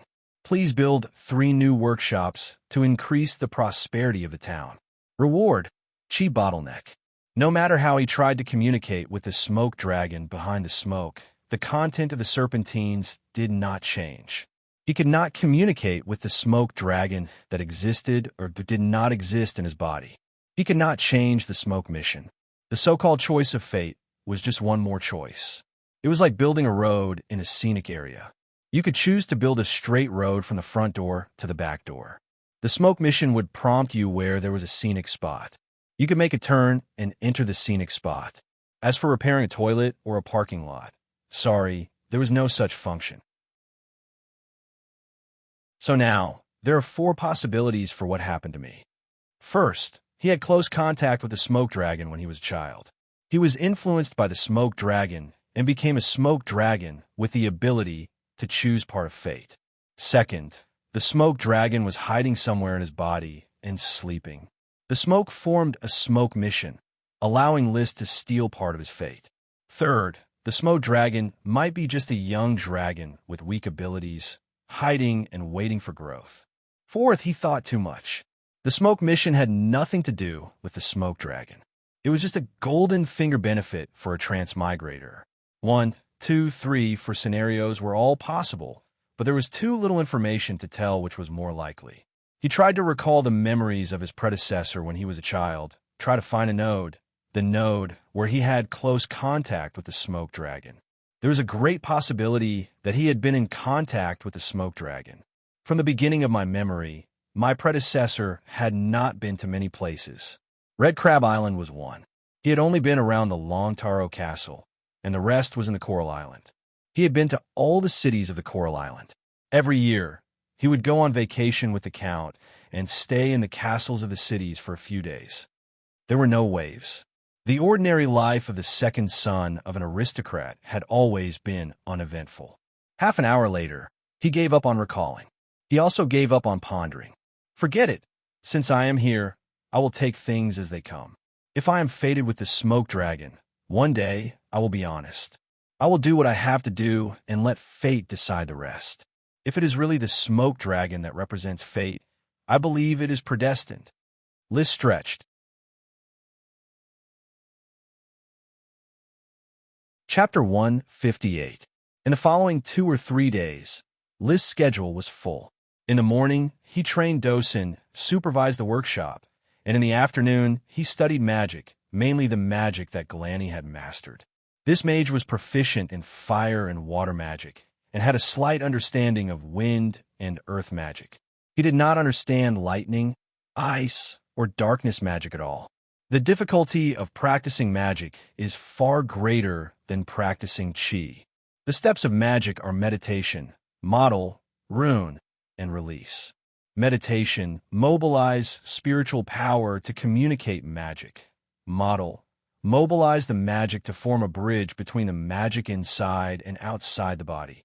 Rune: use the magic inside the body to repair the details of the bridge and strengthen the channel for magic to enter and exit. Release: complete the bridge, strengthen the channel, and guide the spiritual power to release the magic. Every magic has a fixed model and rune, and it takes time to master. For example, I can instantly cast Fireball and Water Arrow, which means that after thousands of casts, the details of the magic are completely engraved in my body and brain, and then I can naturally release them. But for Earth Element Flying Rock and Wind Element Windblade, I have to spend time to continuously modify the model and add runes to successfully release them. I have mastered many kinds of magic that need to be kept secret, so I can only show you Fireball, Water Arrow, Flying Rock, and Windblade. Every mage is a forger of magic equipment. In fact, the reason is very simple. Creating magic equipment is to carve a casting model. The core material itself can be seen as a rough casting model, and the supplementary materials are the runes to make up for the model. Also, the materials on World of Warcraft are very good sources of runes. Your Flying Dust Dog is very extraordinary. I dare to bet that if I kill it and add it to the Black Pearl, I can even create an excellent magic equipment comparable to Little Elf Soldier. Glanny's eyes lit up as he said this. Little elf soldier was more precious than gemstone weapons. As the name suggests, little elf soldier was a weapon made from little elves. When the blood of little elves soaked the weapon, it could give the weapon magical power. Although the major kingdoms had enacted laws to prohibit the killing of little elves were used to make weapons. After all, some little elves were not very useful for agricultural production. Don't mention things like little elf soldiers anymore. List abhorred this. Elves were beautiful things and should not be treated like this. Also, don't have any ideas about Dosen. Otherwise, I don't mind letting Dosen have intimate contact with you. Glanny squinted at List, his eyes filled with contempt. Perhaps thinking that List was very hypocritical, many nobles said that it was forbidden to kill elves, but secretly used useless elves to forge elven weapons. Not only small elven soldiers, but also large elven soldiers, and even dragon elven soldiers. He licked his lips. You mean you're willing to let me study that flying dust dog, Dosen? Glanny, I advise you not to think like that. Dosen is very dangerous. World of Warcraft is dangerous. It is particularly dangerous. List faintly warned. After the work was done, if the other party still did not give up, he did not mind letting Dosen freely play.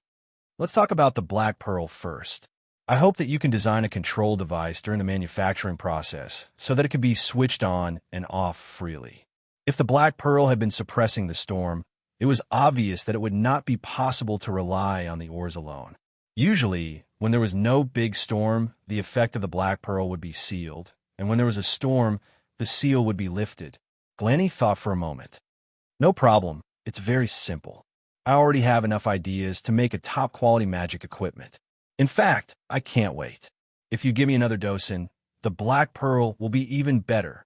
After going around in circles, he returned to the topic. List picked up the cold drink on the table and ignored him. Glanny waited for a moment, and seeing the awkward silence, he said again, I saw a wall over at the castle, and inside it is also a flying dust dog. It can also be used. Impossible. Then, what about the chirping world of Warcraft? It should be a wind peregrine falcon. It can barely be tried. Blessed curls? List's refusal was on the tip of his tongue when he suddenly stopped. Blessed curls did not know how to train it, and previously planned to train on an empty stomach. But after all, it was a bird. If he let it go, it would immediately fly away, so this method would not work. Since he couldn't find a falconer, Blessed Curls could only stay in the castle and watch, and before it could learn Windblade, he could kill it and eat its meat. Do you know any falconers? You want to tame it? I picked this wind peregrine falcon from an egg. It can recognize people, but it lacks training. It can't even release magic. It's best to kill it. With World of Warcraft materials as runes, it can better assist the Black Pearl in suppressing the storm. I want to know, do you know any falconers? Glanny was silent for a moment, then slowly nodded. I know one, but I still suggest you kill it and use it as an auxiliary material for the Black Pearl. Under List's repeated questioning, he finally said the name of the falconer, Elksun Truth, another mage living in Coral City. He knew of the existence of the falconer. List was eager to invite the other party, so he forced the reluctant Glanny to write an invitation letter. The two mages knew each other. The fate of Blessed Curls has taken a turn for the better. He was in a good mood. All that was left was to see when Elksun Truth would come over. When the letter was sent, the crystal craftsman Brad came to Flower Town and cooperated with Glanny to carve the crystal lamps. On the same night, the fourth night of the workshop's construction, Gort rode to the castle and reported to List. Sir, the workshop has been completed. Very good. It took 4 days to complete, exceeding expectations. Advisor Gort, according to what I said, the serfs who work will be paid 3 times the salary. As you wish. Do you want to inspect the workshop in person? No need. List didn't have time to inspect. He had already begun to call for the smoke mission. Mission completed. Reward. Chi bottleneck. No matter how many candles are lit, the swaying flame will hurt the eyes.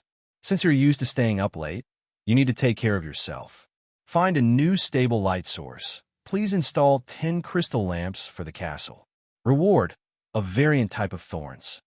The mission was completed, and a new mission appeared. It was the chain mission he was looking forward to. Variant thorns again. It seems that I was very prescient not to cut off the fast-growing thorns. List's mouth curved. Every time he completed the thorns worm chain mission, it increased the probability of the thorns worm evolving into a sprite. 10 crystal lamps, purely a welfare mission.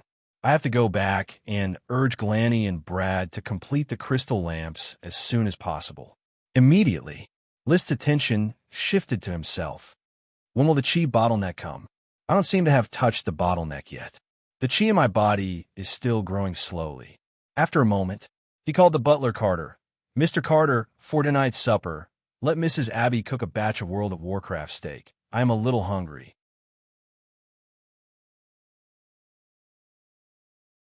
Chapter 159. He didn't know if it was because he ate too much World of Warcraft meat at once. He was holding on. At night, he tossed and turned but couldn't sleep. In the corner of the second floor, from time to time, Blessed Curl's quacking sounds could be heard, adding to his irritation. Usually, he didn't fall asleep, but at most, he could fall asleep after turning over. Tonight, he was very excited. It's only been more than half a year, and I'm going to touch the chi bottleneck. It feels a little too fast. He was thinking about why he could shorten the training time. In terms of the total amount of chi in his body, he was now definitely not less than Marcus. With good food and good bloodline, there was no reason for him to be worse than Marcus, who was born a civilian. Chi training was related to nutrition, but the noble family's genes were constantly optimized, and they were indeed better than civilians in all aspects. When List was a child, before the age of 10, he was very popular with the Count because of his appearance. Even if he had a stepmother, there was never a shortage of food and clothing. After the age of 10, the Count gradually became disappointed with him.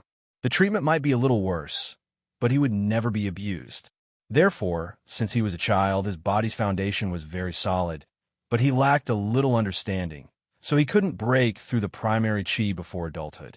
When he crossed over, his body and soul merged, and he broke through in one fell swoop, becoming an Earth Knight. In another half a year, he will be promoted to an elite Earth Knight. Speaking of which, it's quite natural.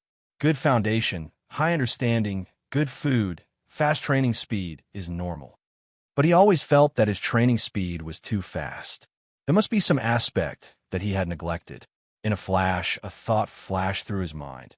Is it because of the smoke dragon? I am affected by the smoke dragon? But soon he denied it. It shouldn't be.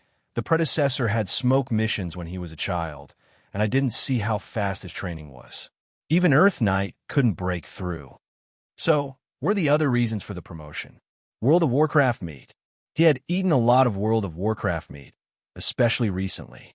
He had been eating World of Warcraft meat for every meal. If it wasn't for his young body's fast metabolism, he would have had a nosebleed. Levis's diet is definitely not worse than mine. He only entered the elite sequence 2 years ago at the age of 20. Lavera's food isn't bad either. She freeloads all day long in the castle, but she still hasn't become an elite. On the contrary, Lytton is only 12 years old this year, but Madame Marie has been bragging everywhere that her son is going to break through to become an Earth Knight. If it's true, this talent is stronger than Levis's, and maybe only a little bit worse than mine. No wonder half of Tulip Castle's resources are given to him. His thoughts were a little jumpy, and various things about the Tulip Castle surfaced in his mind. When he had just transmigrated, he couldn't wait to not have any contact with the Tulip Castle to avoid embarrassment. As time passed, he became more and more integrated into List's identity. The position of Tulip Castle in his mind quietly changed. He began to care about the Tulip Castle and regarded himself as a member of the Tulip family. Or rather, in his heart, it wasn't that he didn't have the ambition to enter the Tulip Castle. How could his own development be compared to inheriting the family's property? I'm afraid that in the Earl's heart, Lytton is the most optimistic. For this reason, he didn't hesitate to give half of the resources to cultivate Levis to Lytton. Otherwise, no matter how powerful Madame Marie's pillow talk is, it won't be able to shake him. This Earl who fought and killed on the battlefield isn't just listening. The Earl's foundation of the Tulip family was founded by Li William with a spear and a sword. He is in the prime of his life. The Sky Knight's chi is at its peak. It's not that he doesn't have the thought of going further. Every year, the Grand Duke's development order is never absent. List recalled his contact with Li William.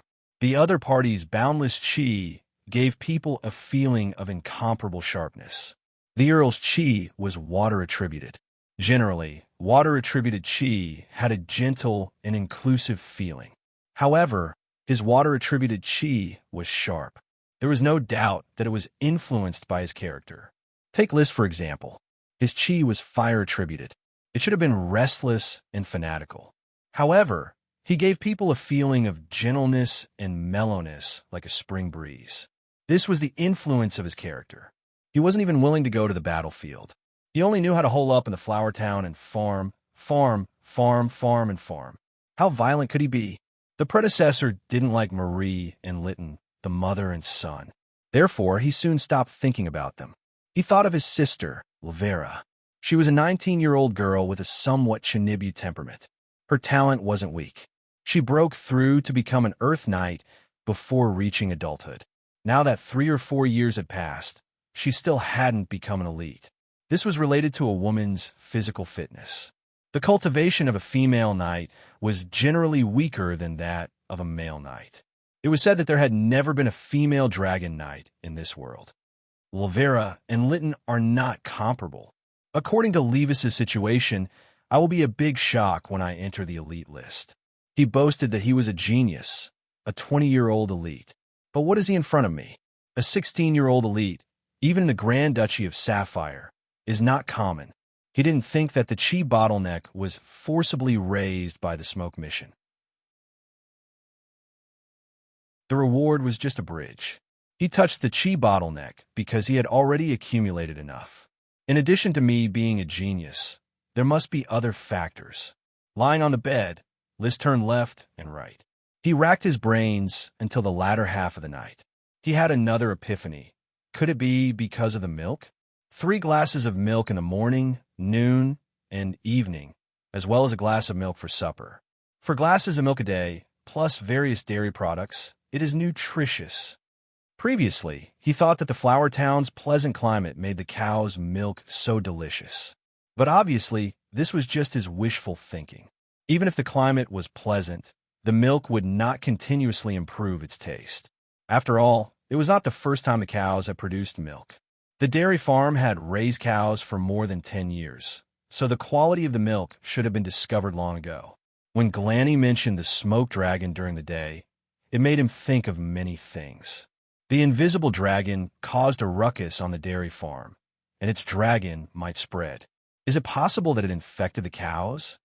The more he thought about it, the more he felt that it was possible. The taste of the milk has been improving. What does this mean? It means that the bloodline of this batch of cows is changing. They're probably already dragon-type cows. Milk Flower, Milk Yellow, and Milk Black were all pregnant. The improved taste of the milk they produced indicated that their bloodline had improved. Perhaps, as ordinary cows, their aptitudes were limited and they could not infect dragon-type cows. However, their pregnant calves were very likely to inherit dragon bloodline and become genuine dragon-type cows. He simply sat up. His mood surged. Dragon-type cows sounded very rare and extremely valuable. Starting tomorrow, I will focus on the dairy farm to provide the cows with abundant pasture. In particular, the 3 pregnant cows must be taken care of so that their calves can give birth smoothly. He could not sleep. He forced himself to calm down and began to cultivate chi. The cells in his limbs and bones produced chi in a steady stream and converged in his meridians. Maintaining this state of cultivation, he cultivated all the way until the next morning. When the sun rose, the first ray of sunlight shone in. List abruptly opened his eyes. At this moment, he felt the chi surging in his meridians in his body, producing a feeling of fullness.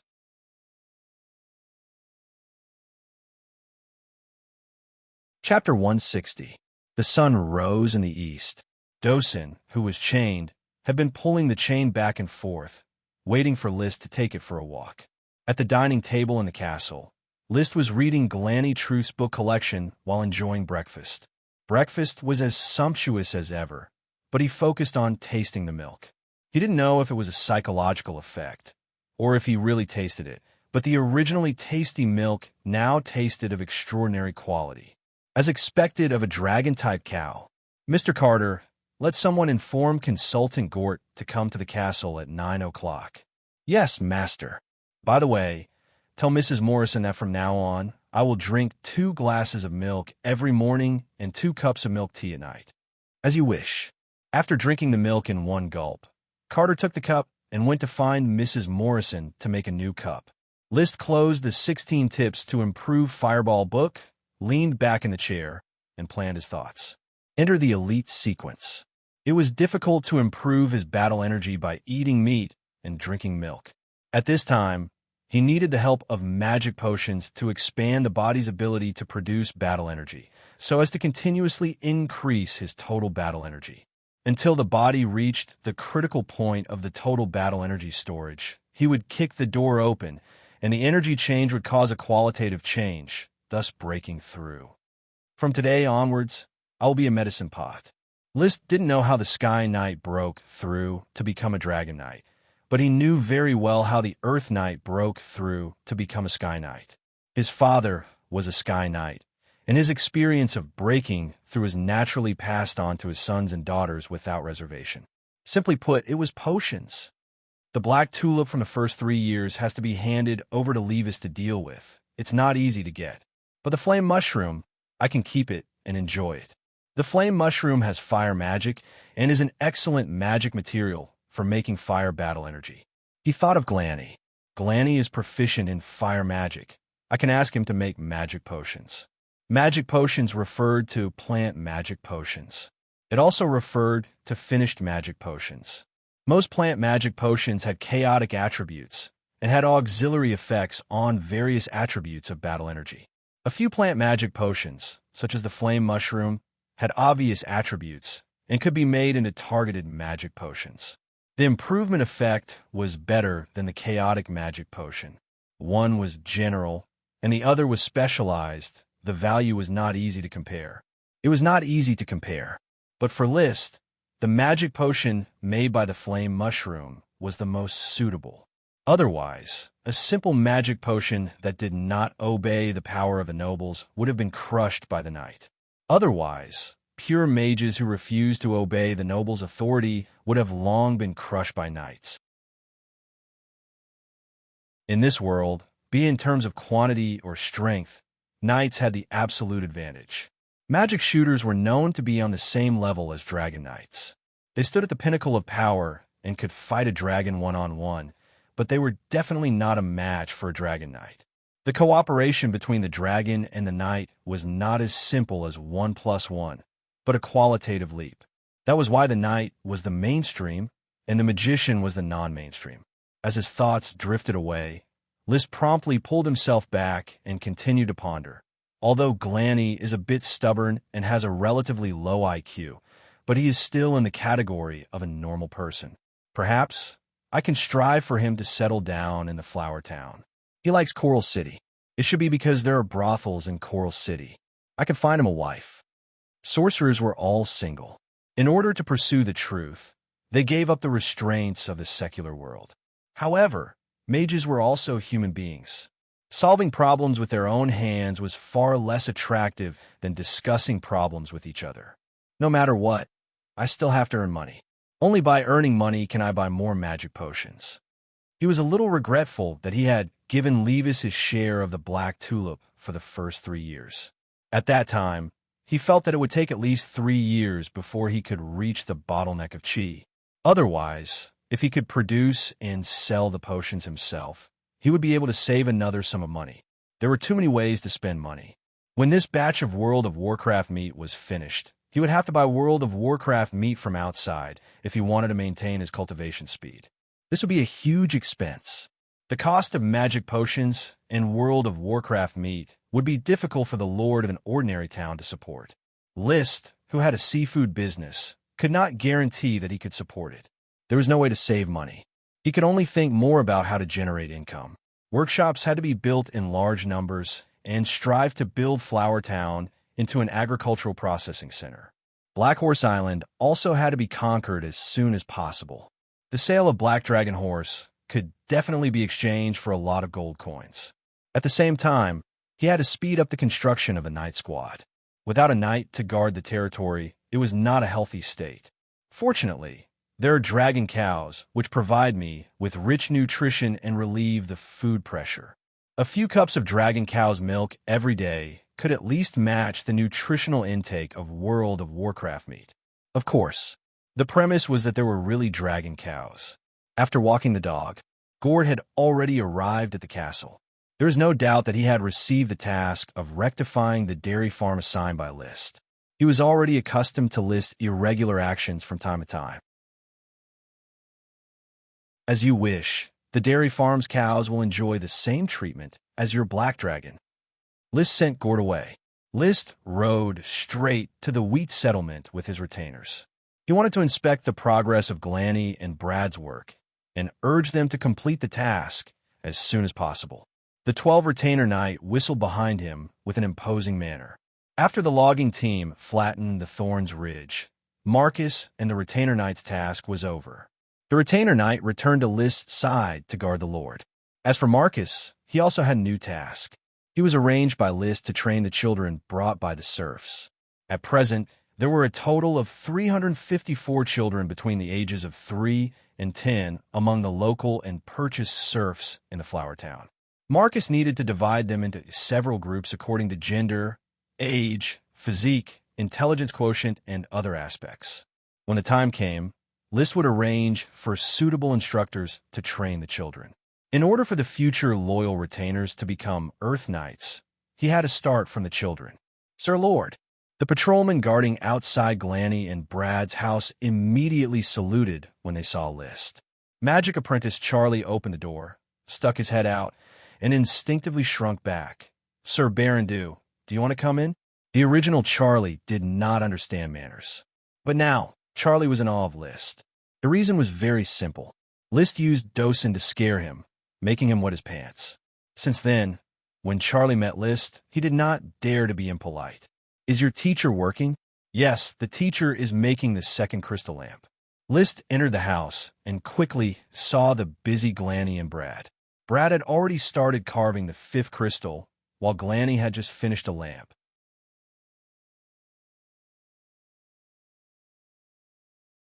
Chapter 161. A pair of crystal lamps were taken away. Back in the castle, List ordered the servants to install the crystal lamps in his study. The lamps made of white crystal emitted a gentle white light, much like natural light, although not as strong as the sun. Just one crystal lamp was as bright as 10 candles. About 50 watts of incandescent light. Not strong enough. It is best to install 2 more. Installing 3 crystal lamps in a room was the most suitable level of brightness. More dazzling, less dim.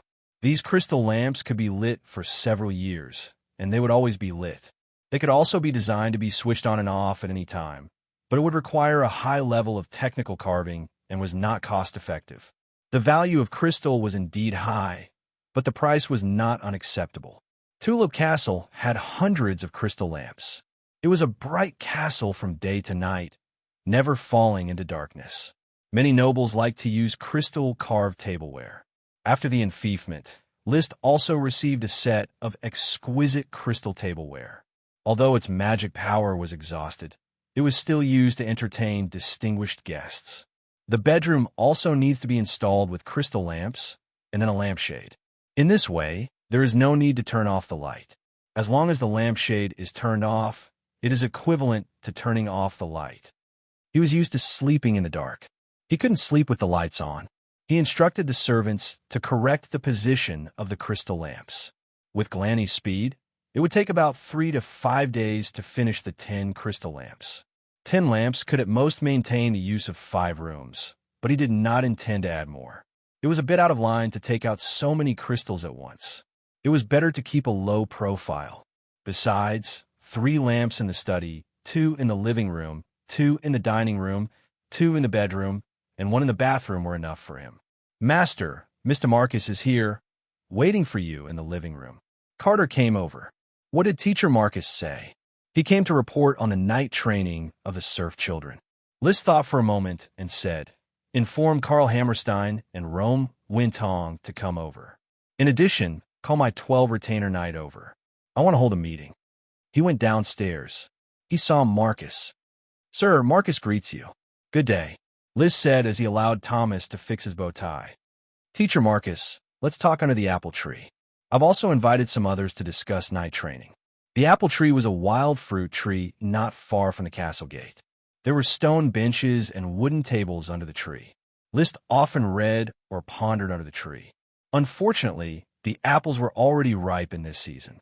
Therefore, for the time being, he couldn't learn from Newton, get hit in the head by an apple, and then come up with the epic-making law of gravity. Next year, when the tree bore apples again, he would definitely ponder on astrophysics, magic, and battle chi under the tree. Apples are good stuff. 3 apples can change the world. Liz sat down and pointed at the apple tree with a smile. Marcus was confused. Apples are delicious, but how can they change the world? Do you know how humans came to be? We are the rulers of nature. We were born at the same time as this continent, sir. Well, looking at Marcus's serious answer, Liszt suddenly felt bored. This Earth Knight was not a humorous subject. Therefore, he made a long story short. There's a legend that the first 2 people ate apples and created the current human race. Marcus asked, "Then why did 3 apples change the world? Eating the forbidden fruit, gravity, iPhone." Liszt regretted starting this topic. He could only talk nonsense. Later, some people ate apples and cultivated battle chi. Some ate apples and created magic. Of course, these are all legends. From the night novels, the authors of those novels have a good imagination. Those wizards, they can't change the world. The world belongs to the night. After talking nonsense for a while, Karl and Rome had arrived. The retainer knight was also gathered under the apple tree. Looking at Marcus, Karl, Rome, and the upright retainer knight, Liz suddenly thought of King Arthur and his Round Table Conference. The fictional king of ancient Britain liked to hold meetings around a round table with his knight. The Europeans wrote a lot of stories about King Arthur and the Round Table Knight. The Japanese also wrote a lot of stories about King Arthur. If I become king one day in the future, will the table under the apple tree be called the Apple Table or the Apple Table Conference by future generations? Will Marcus, Karl, and Rome be called the Apple Android Knight by future generations? Maybe they should be called the Apple Knight? Liszt's thoughts were fleeting. He said seriously, "Teacher Marcus, has the grouping of the young serfs been completed?" "Yes, Your Excellency. Of the 354 young children, excluding the deformed and untrainable 26, there are 328 left. There are 169 boys and 159 girls. In accordance with Your Excellency's instructions, I have divided the girls into a separate group and the boys into a passing group and a failing group. The girls will be trained by Rome." Liszt directly made a decision. The purpose of the training is to strengthen their bodies and facilitate future work arrangements. If there are outstanding seedlings who can cultivate chi, then other arrangements will be made. Rome immediately stood up and saluted. "As you wish, I will train these girls strictly." Women cultivating chi was not mainstream. At least, most of the lords would choose boys when they chose a knight. However, it was not fixed. There were many lords who trained female knight. Sister Elvira trained a group of girls to form a female knight squad. Of course, she also trained more boys. Liszt did not train girls to form a female knight squad. Instead, he hoped that women could also increase their strength and do some heavy work in the future. In other words, he wanted to completely contract the work of farming and liberate the male labor force. Men could go to workshops as workers and do more physically demanding work such as repairing roads, bridges, shipbuilding, and so on. More importantly, if a woman's physique became stronger, the difficulty of childbirth would be reduced and the survival rate of the baby would greatly increase. In addition, if a few talented female knight emerged, they could be taken in as retainer knight.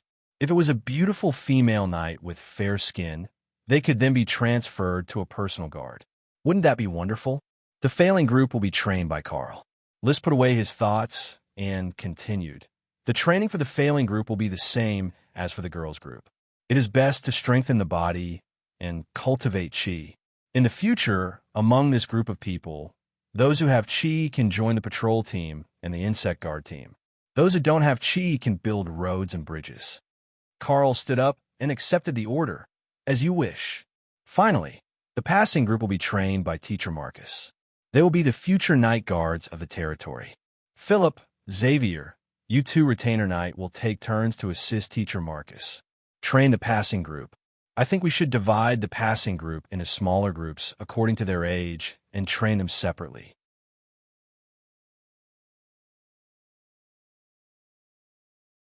Chapter 162. As the meeting progressed, the number of participants gradually expanded. Gort, Isaiah, Blair, as well as Old Granddad and Costo joined. The contents of the meeting ranged from the training of young serfs to the future planning of the Flower Town. At noon, the Apple Table meeting was a complete success. The meeting decided to establish the Flower Town's Night Academy. Because the territory was just a small town, the Night Academy was kept secret.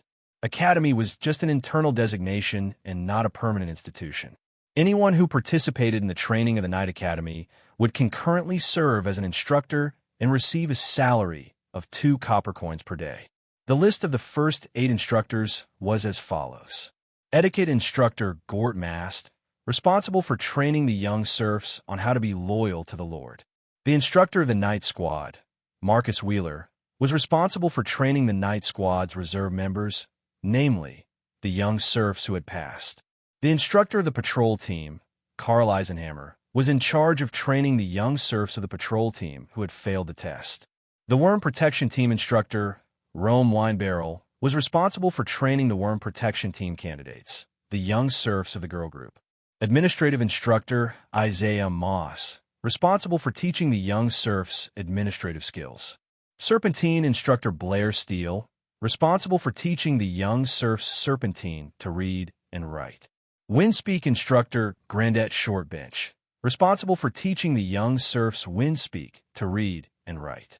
Navigation instructor Costo Footprint, responsible for teaching the young serfs nautical knowledge. At the same time, the Division of Labor of the Flower Town's administrative office officials was adjusted, as well as the salary regulations. Among them, the consultant was paid 20 copper coins per day, the administrative officer was paid 10 copper coins per day, and the administrative officer assistant was paid 5 copper coins per day. The list was as follows. Flower Town's consultant and diplomat Gort Mast, responsible for overseeing the affairs of the Flower Town, as well as foreign affairs. Administrative officer and legal officer Isaiah Moss, responsible for the administration of the Flower Town, as well as legal affairs. Administrative Officer Assistant Odin Insole. Financial Officer Blair Steele, responsible for the financial affairs of the Flower Town. Assistant Financial Officer Gray Sickle. Defense Officer Carl Hammerstein, responsible for the patrol team. Worm Protection Officer Rome Winespot, responsible for the Worm Protection team. Costo Footprint Seaman, in charge of navigation. It was expected that there would be a separate legal officer in charge of legal punishment and a diplomat in charge of foreign affairs, but there were no suitable officials for the positions at the moment. Both Old Granddad and Captain Costo were serfs, acting in the office of an official. They needed enough credit to get Liz to be exempted from his serf status and become an official. Therefore, they were treated like serfs, much lower than official officials. Even so, the two of them were so excited that they crawled on the ground and kissed the tips of List's leather shoes. To them, this was List giving them a chance to change their fate. Moreover, he gave them a window to the nobility. As long as the future lord continued to obtain glory as officials who followed him, they would naturally be rewarded. Even if they couldn't, their descendants would have a higher starting point to strive for the glory of nobility. The glory of the night favors the Flower Town, favors her lord, favors each and every one of us. At the luncheon, Gort was very excited. The more prosperous Flower Town was, the more his importance and power as an advisor was highlighted. He was not worried about being challenged and shaking his position. Only aristocrats could serve as advisors, and in Flower Town, apart from List, he was the only aristocrat. At least for a few years, this pattern was unlikely to change. He was so excited that he almost got drunk from drinking beer. Under the leadership of Sir Baron List, the prosperity of Flower Town is just around the corner. Let's raise our glasses and drink to the Lord. Cheers to the Lord. For Gort's flattery, List was automatically immune and calm. Flower Town has passed the difficult initial stage and is now in a stage of rapid development. With the help of the smoke mission, his vision is not something that Gort and others can guess. After the luncheon, the officials returned to their posts. List left Costo alone. Captain Costo, how is the sailor training going? It's almost done. I have already started the trial. Just wait for a heavy rain at sea to test the sailor's ability to adapt, and then we can sail to Black Horse Island. Costo replied excitedly.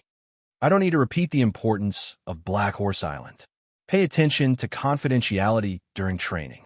Please rest assured, Sir Lord, I did not mention a word about Black Horse Island in front of the sailors. Well done. Keep working hard. Yes, Sir Lord. The sun was setting. Time flies, and the afternoon passed. List had just returned from an inspection of the thorns, worms, fungus bushes. He happened to meet Tom, the manservant who came looking for him. Master, the flower caravan transport team has brought back a magician named Elksun Truth. He is waiting for you in the castle. Got it. The magician was the falconer invited by Glanny Truth. When List came to the castle gate, he happened to see the other party wearing the iconic black magic cloak completely covering his body. To be honest, List has always been curious. Why do magicians like to wear black cloaks? He himself wore a black cloak, but he also had red, gray, and blue cloaks. Baron List, Elksun Truth greets you. Elksun was more polite than Glanny and bowed slightly. List responded, Welcome to Flower Town, Mr. Elksun. The town is beautiful, quiet, and peaceful. I'm glad to work here. By the way, where is His Excellency Magician Glanny Truth? I received an invitation from him. He's making crystal lamps. Inside the castle, the servants served tea, and List asked directly, I heard that you can train falcons. I asked Mr. Glanny to invite you to help me train a World of Warcraft, the Wind Peregrine Falcon. It's in season for test flight, but it can't release magic wind blades yet. Elksun said calmly, First of all, I have never trained falcons in World of Warcraft. I have only trained ordinary falcons. It's hard to guarantee whether I can train the Wind Peregrine Falcon. Train it as much as you can. If it doesn't succeed, it's okay. It just so happens that Mr. Glanny wants to use World of Warcraft materials to make a magic equipment for me. List smiled. If the training is successful, I will provide you with 2 gold coins as a reward. Even if the training fails, there will be 1 gold coin as a reward. You are very generous. Elksun was satisfied with the price. I will do my best. Elksun was a very good person to chat with compared to a magician like Glanny who had a bad temper, a rigid brain, and could not see the situation clearly. List's abundant knowledge, interesting demeanor, slightly respectful tone, and sonorous steel voice all made List have a good impression of him. The steel voice popular in the upper class is indeed much better than the poor dialect of Coral Island. Not afraid of not knowing the goods, but afraid of comparing the goods.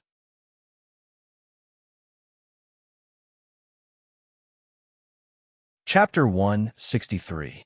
What a beautiful creature! The eagle is a divine bird, and so is the falcon. Even an eagle raised from a young age yearns for freedom, not to be a loyal dog.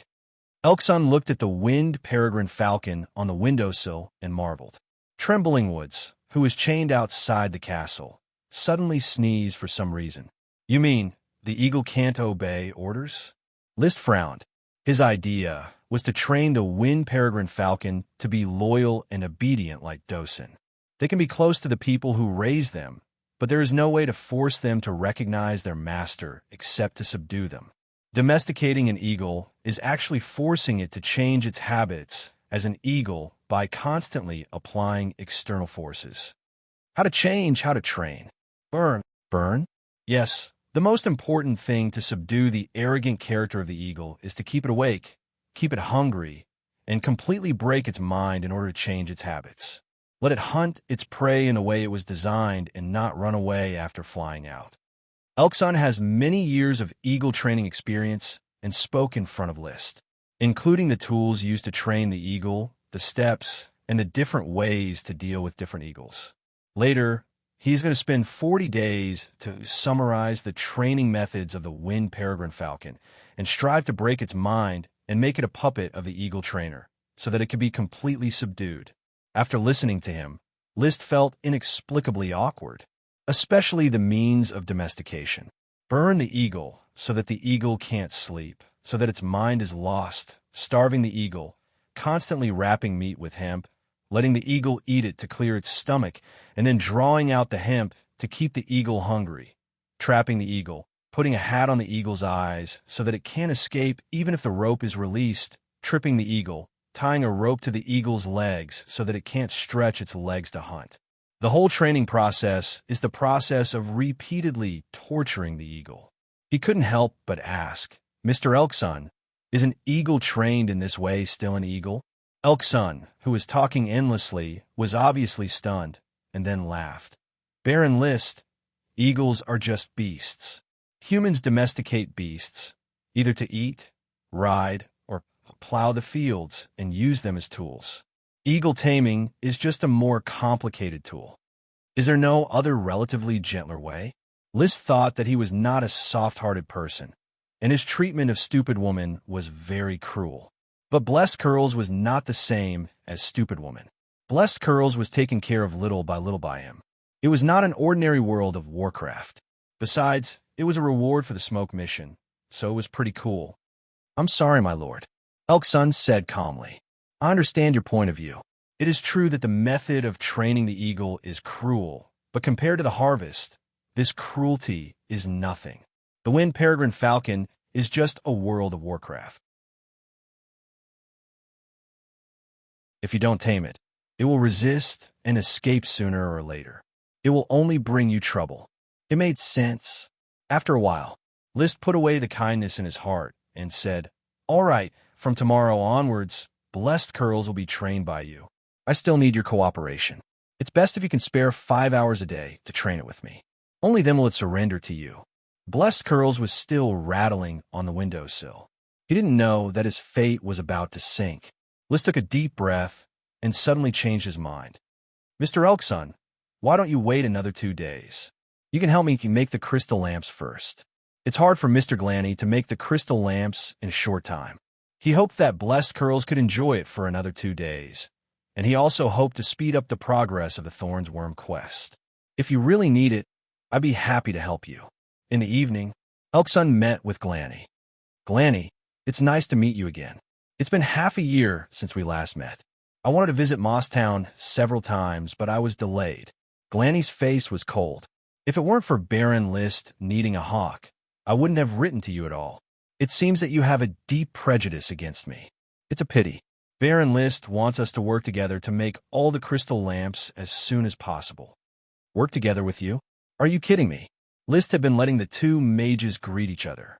Seeing that it was going to be unpleasant, he said, "Mr. Glanny, you can rest assured that your reward will not be reduced. I just hope to speed up the production of crystal lamps as soon as possible. The Black Pearl magic equipment has to be made as soon as possible. I don't think working with him will speed up the progress of the work. Not all mages know how to make magic equipment." Elkson kept smiling. "Sir Glanny, I recognize that your skills are good, but please don't belittle me like that. Even if my skills are not good enough, it's normal for 2 people to work together. Besides, Baron List has said that he will pay me separately and will not rob you of your business." Glanny still wanted to speak. List said impatiently, "Well, that's settled. Now, let's start the dinner to welcome Mr. Elkson. I hope you will have a good time in Flower Town." Elkson smiled and saluted. "Thank you for your hospitality. I walked around Flower Town and have fallen in love with the beautiful scenery and people here, as well as its thriving style." "Look," List blushed a little when he heard what she said. He thought that mages were like Glanny, but now he knows that among mages, There are also elegant figures like nobles. When the dinner began, the town officials joined. The atmosphere became more lively, and Glanny's wit, humor, and erudition quickly won everyone's favor. Glanny, on the other hand, had a cold face all the way, eating and drinking by himself, out of place at the banquet. In the next 2 days, with the addition of Elk Sun, the production of crystal lamps really sped up. By the morning of the 3rd day, 10 crystal lamps were successfully made. All the crystal lamps have been installed in the castle. Mr. Glanny, next, make the Black Pearl magic equipment as soon as possible. List actually regretted choosing to use him to make magic equipment. However, the basic integrity of a person was a must, so he did not show too much emotional change towards Glanny. Glanny still had the same indifferent expression, with pride in his eyes. What are you going to name it? It will definitely be an excellent magic equipment. It must have a name that matches its temperament, so that my magic equipment making skills will not be in vain. Dinghai Pearl, I've already thought about it. Dinghai Pearl, Glanny thought for a moment and said bluntly, it's a common name. How about the Eye of the Storm, which is more imposing than the Dinghai Pearl and more in line with its positioning? Eye of the Storm? Dinghai Pearl.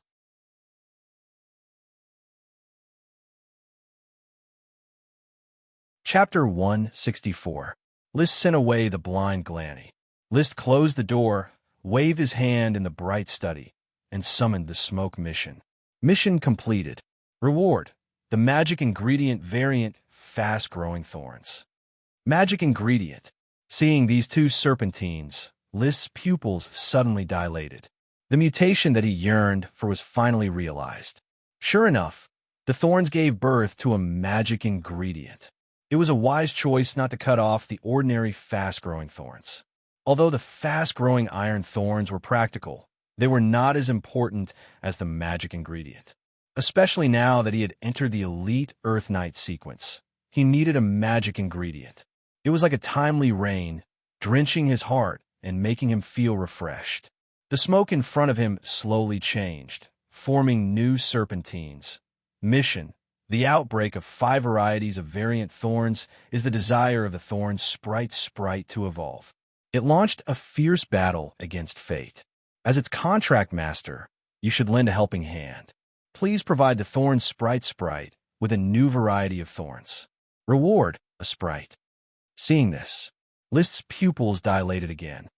The thorn sprite chain mission has finally reached the last round. My first sprite is a thorn sprite. I thought it was the least likely to evolve successfully, but I didn't expect it to evolve first. There is no new variety of thorns in the Flower Town. It seems that I have to look outside. Thinking of this, he didn't hesitate for a moment. He directly summoned his retainer knight Philip and Xavier, the 2 trainee knight who first cultivated Qi and were the most promising to break through to the Earth Knight rank, with a focus of List training. Philip, Xavier, I have a mission for you. The teenager's immature face had been tanned, and his eyes were no longer dull, but firm. I am willing to serve, sir. Philip, go to the Coral City and tell Captain Harpagon to mobilize all the caravans to look for thorns. I don't want ordinary thorns. I want an unusual variety of thorns. Philip responded in a capable manner. Understood. Xavier, go with the thorns caravan. The same mission is to find an unusual variety of thorns. Also, call Teacher Marcus when you leave. As you wish. Xavier quickly called over Marcus, who was training the young serfs. Sir, are you looking for me? Follow me. List took Marcus to the insect room on the 2nd floor and showed him the increasingly fat thorn sprite. Teacher Marcus, you are my most trusted person. Take a look at these sprite. Do you see anything? Marcus rarely saw sprite worms. This did not mean that he knew little about sprite worms. As someone who aspired to become an aristocrat, he had inquired a lot about sprite worms. So when he saw the thorns worm, he was stunned. My lord, this thorns worm, has it entered the fat pupa stage? 4 kinds of thorns have been produced in a row. This thorn worm of mine is not an ordinary thorn worm. It has a strong desire to evolve. I feel it now. It wants to evolve urgently, so I want to help it. I need you to go to Tulip Castle as well as Beer Castle and Crushed Stone Castle. My lord, what is the task you gave me? Contact them and ask about the thorns worm. I guess there are thorns worms in all 3 places. At least there are 2 in Tulip Castle. If they also have a non-ordinary variety of thorns, talk to them for me. I will take the thorn worm to assimilate these thorns. Thomas nodded, then frowned and asked, My lord, do you think it is possible for the thorns worm to break through into a sprite? Why not? Perhaps the probability is very low, but nothing is absolute. Even if there is only a slight possibility, I will not give up. I need the thorn sprite to take care of the fast-growing iron thorns for me. Understand? Understood. I will set off now. I will write 3 letters for you to take with you. Marcus set off with 3 letters. List was not idle either. He took Dosen, said hello to Elkson, who was ready to train Blessed Curls, and set off for the Thorns Bush. He was looking for a new magic potion to mutate the fast-growing variety of thorns, which he called fast-growing magic thorns. Fast-growing thorns, fast-growing poisonous thorns, fast-growing thorns, fast-growing iron thorns, fast-growing magic thorns. The benefits brought by the thorns worm are already very rich. Now that it is about to break through, the benefits that thorns can bring in the future will be even richer. Riding on the back of Black Dragon, he suddenly thought of a very serious question. After I have a sprite, I can probably choose to change my surname, right? Some nobles will change their surname for their sprites. Usually, after having a greater sprite, they will change their surname to declare the glory of the family. But greater sprites are rare. So many small nobles have learned from them and changed their surname after getting a lesser sprite. Greater sprites live for 200 years and lesser sprites live for 100 years, which can continue the glory of the family for several generations. Tulip family, which began in the Earl's era, the tulip sprite evolved into a greater tulip sprite, and the surname changed from Tile to Tulip. The tulip family of Beer Castle, which has a tulip sprite, directly changed its surname to Tulip. The Gravel family of Gravel Castle, which also has a lesser sprite, did not change its surname. Perhaps it was because it was ambitious and wanted to get a greater sprite before changing its surname. Or perhaps it was because it was shy and embarrassed to use a lesser sprite as its surname. In short, I can now change my surname to Thorns. List Thorns. It doesn't sound as noble as List Tulip. Forget it, I won't change it. I will continue to be a tulip, keep a distance from Tulip Castle, and continue to get some benefits from the Earl in the future. List went to the Thorns Worm Grass Bush. The Worm Protection Team came forward and saluted. He directly cast magic eyes and observed the thorns. The Thorns Worm Grass was the most conspicuous and full of magic. A moment later, List found a new sign of magic in the corner of the bush and determined the location of the fast-growing magic thorns. The fast-growing magic thorns were not conspicuous. On the contrary, compared to the surrounding fast-growing thorns, it was even shorter. This shortness did not refer to the shortness of its seedling stage, but the overall appearance of the plant. Looking at its appearance, it was definitely more than a month old. The branches were fully extended, but the height only reached his calf. Chaos attributed magic, the same as Black Tulip. Not bad, not bad. In this way, I have a new magic potion to use. The most important thing is that this is a fast-growing variety of magic potion. It is simply a gold coin production line. List touched the fast-growing magic thorns. Its thorns were small and blunt, and basically had no lethality. Next to it was a fast-growing thorn. The thorns gleamed coldly, as if they were ready to kill at any time. I have to protect this fast-growing magic thorns. The other types of thorns around it, from head to root, should be uprooted to make room for it to grow. List decided on the plan to cultivate the fast-growing magic thorns. He had a new worry. The fast-growing magic thorns need Thorns Worm to increase production, and the fast-growing iron thorns also need Thorns Worm to increase production. How should I distribute them? You can't have your cake and eat it too. He could only hope that the Thorns Worm would break through the Thorn Lesser Sprite as soon as possible and affect a larger range of thorns. He stood up and looked at the more than 100 acres of Thorns Worm grass bush. It was as if he saw a steady stream of magic potions and high-quality wood.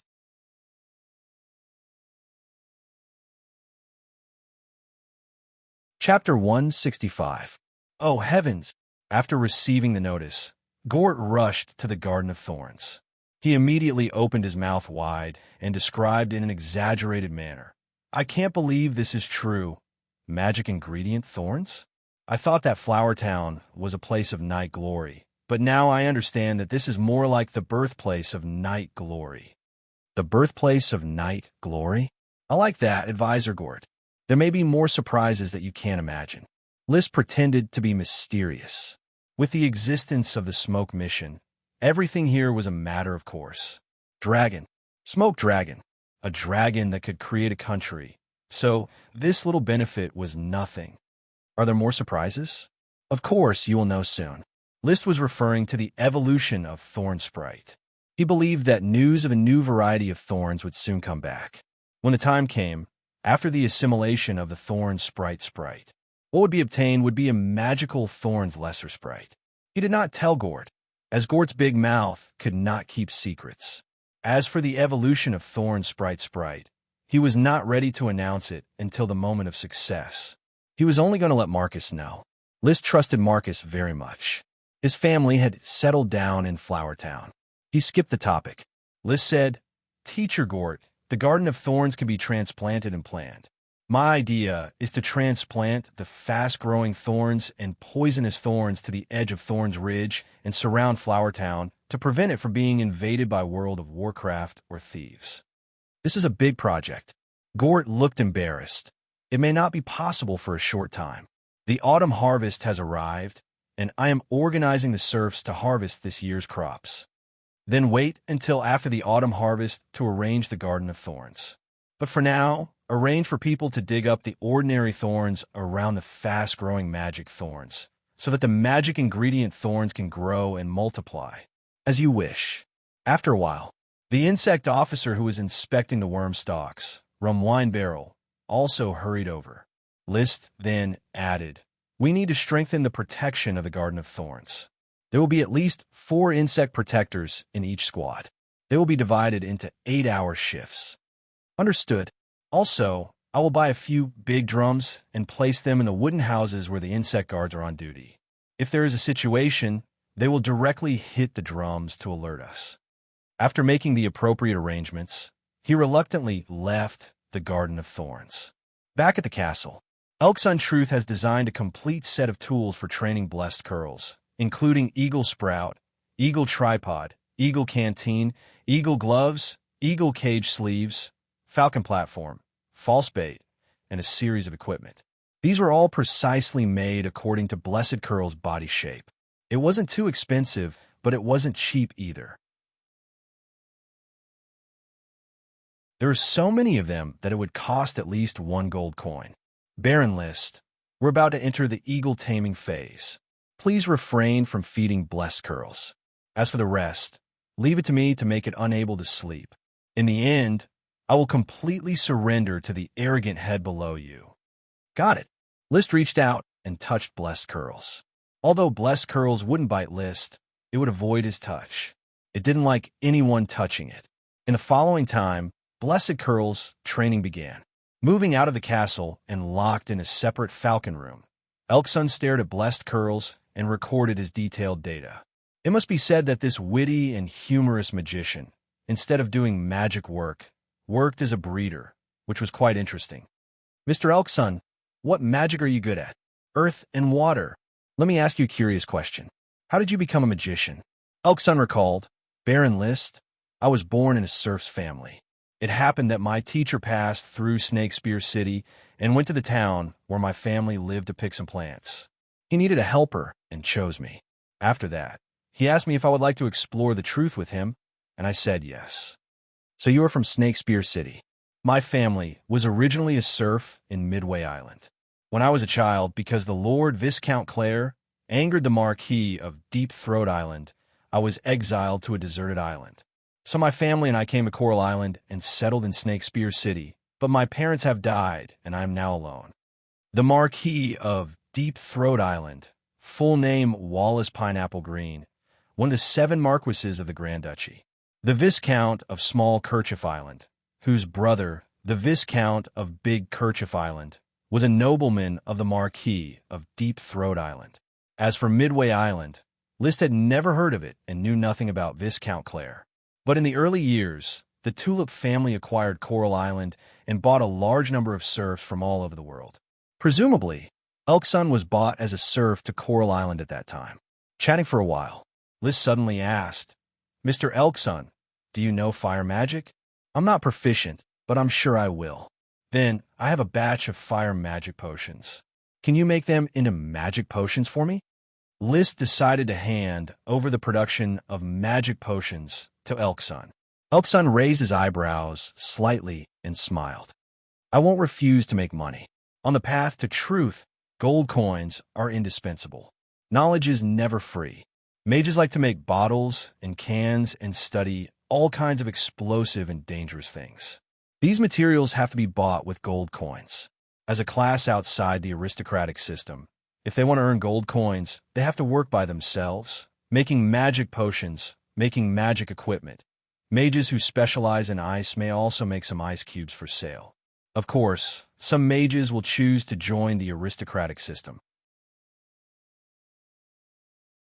For example, serving as a court mage or a magic consultant of the aristocracy and enjoying the nobility's offerings. But mages like Elkson and Glanny certainly can't enjoy the treatment of offerings. They can only work by themselves to make money and by knowledge to explore the truth. Tulip Castle has a mage who specializes in the production of magic potions. He lives in seclusion and is not sure of money. The two can only do odd jobs and live a semi-secluded life. Then, I will entrust you to help me make the flame mushroom magic potion in my hands. I will build a flame mushroom processing workshop in Shiitake Town and cooperate with you for a long time. How about it?" Liszt had intended to keep Glanny, but now he felt that Elkson was a better choice. Elkson seemed a little hesitant. "Will you stay in Flower Town for a long time?" "There is no need to stay here for a long time. The production of flame mushrooms is limited. I can make all the flame mushroom magic potions in about a week a month. In that case, I am willing to cooperate." After Elkson nodded, he wondered, "Baron Liszt, why don't you cooperate with Tulip Castle? Isn't it the same to make a finished product and cooperate again? There is no loss in transportation costs. Maybe we can make more money."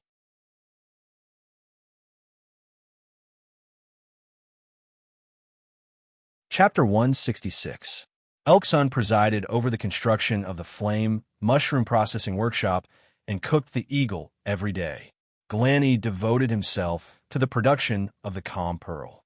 Gort and other officials presided over the autumn harvest of Flower Town. The town's civilians also joined the harvest team, harvesting wheat, barley, naked wheat, leveling the wasteland, picking wild fruits, picking vegetables, and collecting tulip capsules.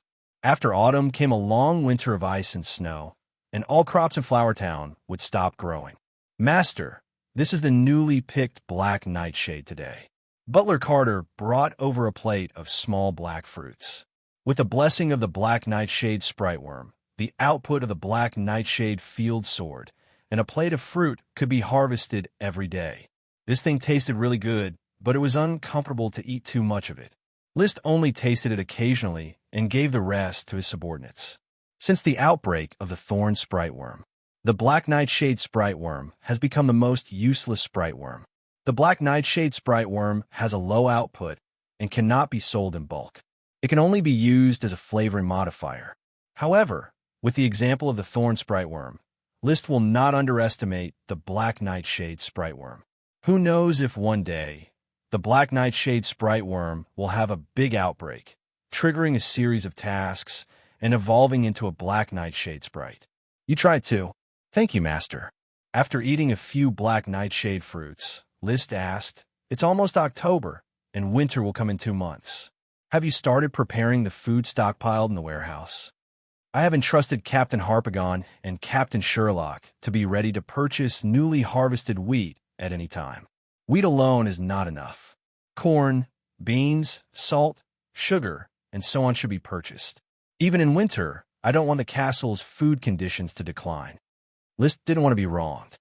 I will inform Advisor Gort to build a warehouse near the castle to store winter supplies. Suddenly, he thought of something.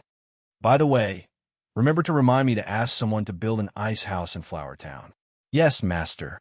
Making ice with saltpeter is indeed very convenient, and it can be recycled. However, it was a pity that it would be consumed in the process of using it. Currently, out of the 300 kilograms of saltpeter powder, only 260 kilograms were left. A total of 40 to 50 kilograms had been consumed. In another year and a half, there would be no way to make ice. A new saltpeter mine could not be found even if one wanted to. Therefore, in the end, it was still necessary to dig a large ice cellar and store the ice in winter for use in the coming year. Warehouse, ice house, falcon house, kennel, dog prison, stupid woman, apple table, stable, clam shell. List found that the castle, which was supposed to be independent on the hillside and surrounded by green grass, was almost surrounded by all kinds of illegal buildings. No, the warehouse and the ice house have to be built far away. The dog kennel will be moved to the castle's main entrance. The falcon platform can be moved to the top platform of the castle and build a third floor in the form of a loft. The apple table, the apple tree, and the giant clamshell can be considered the scenery, but the stables have to be moved a little further. The reason why there was an empty space around the castle, it was to set up a circle of safety where one could not hide and prevent assassins from sneaking in. Not only do we have to remove the illegal buildings, but we also have to plant a circle of hedges and dig a moat. If financial and material resources permit, we also have to strengthen the castle walls, especially the main entrance. It is best to build a bridge-type gate. The castle relied on the terrain. The gate could be built in a very high position and then connected to the outside with a bridge. People could walk directly under the bridge. This made it difficult for the attacker to have a large number of night charge at the same time, thus ensuring that the castle would not be taken in a short time. Winning time for friendly support.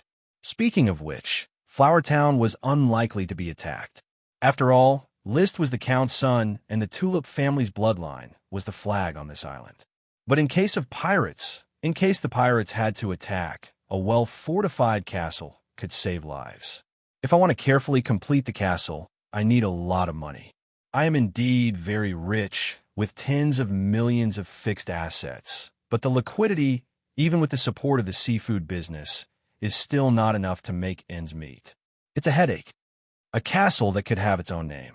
At the very least, it had to be able to support the independent living conditions of the castle, with sufficient food, solid defenses, and a water source. The Tulip Castle built on a cliff had a fountain. Even if it was besieged by troops and horses, it could persist for at least half a year or even a year. In this regard, Flower Town's castle was very deficient. Without a water source, it had to be fetched from the town's well. Should I look for an opportunity to sell some mithril, crystals, and jades? Let's talk about it after exchanging them for several thousand gold coins. The high-value items he could sell were a chest of magic metal mithril, a chest of dragon mineral crystals, and a chest of magic stones and jades, as well as the remaining 10 or so black pearls. Black pearls were extremely valuable, especially the basin-sized and basketball-sized black pearls. They were excellent navigational tools, while the smaller black pearls could also be made into personal defensive accessories. It wasn't cost-effective to sell them now. Giant clams weren't something that could be seen often, especially such a big giant clam. The remaining mithril, crystals, and jades were all good things with a price, but no market. He was also reluctant to sell them. Forget it, let's not think about it. It's not time for me to lie down and enjoy myself. I still have to fight. The more he thought about it, the more excited he became. He couldn't stay in the castle. He simply took the knight and Dosen, who was getting stronger and stronger. He wandered around. He went to the dog prison to see the pregnant, stupid woman and let Dosen get intimate with her. He went to the dairy farm to see the 3 pregnant cows and touch their bellies to see the calves that were likely to be dragon cows. He went to the fruit-stealing monkey training ground in the oyster settlement to see the very obedient fruit-stealing monkeys climbing trees to pick fragrant coconuts, and the 3 female monkeys with bulging bellies. He went to the wheat settlement to see the 12 big fat pigs in the pig farm. In winter, these big fat pigs can be slaughtered for meat. There was also the growth of each sprite worm stalk. The day was over. He turned around again. 3 days passed in a trance. There was no news of finding new varieties of thorns for the time being. List had been training Blessed Curls with Elkson. Blessed Curls, who had not eaten or drunk for 3 days, had a hoarse voice and could not sleep. His eyes were red. After seeing List, his cries were particularly tragic. Gag, gag. The handsome appearance had already disappeared, and only a large fat bird with messy feathers remained. After calling for a long time, List did not feed it any food. Blessed Curls seemed to be exhausted and fell from the platform. List was just about to go up and help it up. Elkson stopped him. Baron List, now is a good time to defeat Blessed Curls. Don't interrupt it, or it will take more time. Hasn't it been subdued yet? No, it hasn't bowed its head, so it's not subdued. Well, you continue to train the eagle. List shook his head, glanced at Blessed Curls, who got up from the ground, and turned to go out. Even after walking for a long distance, he could still hear Blessed Curls' blood-curdling screams.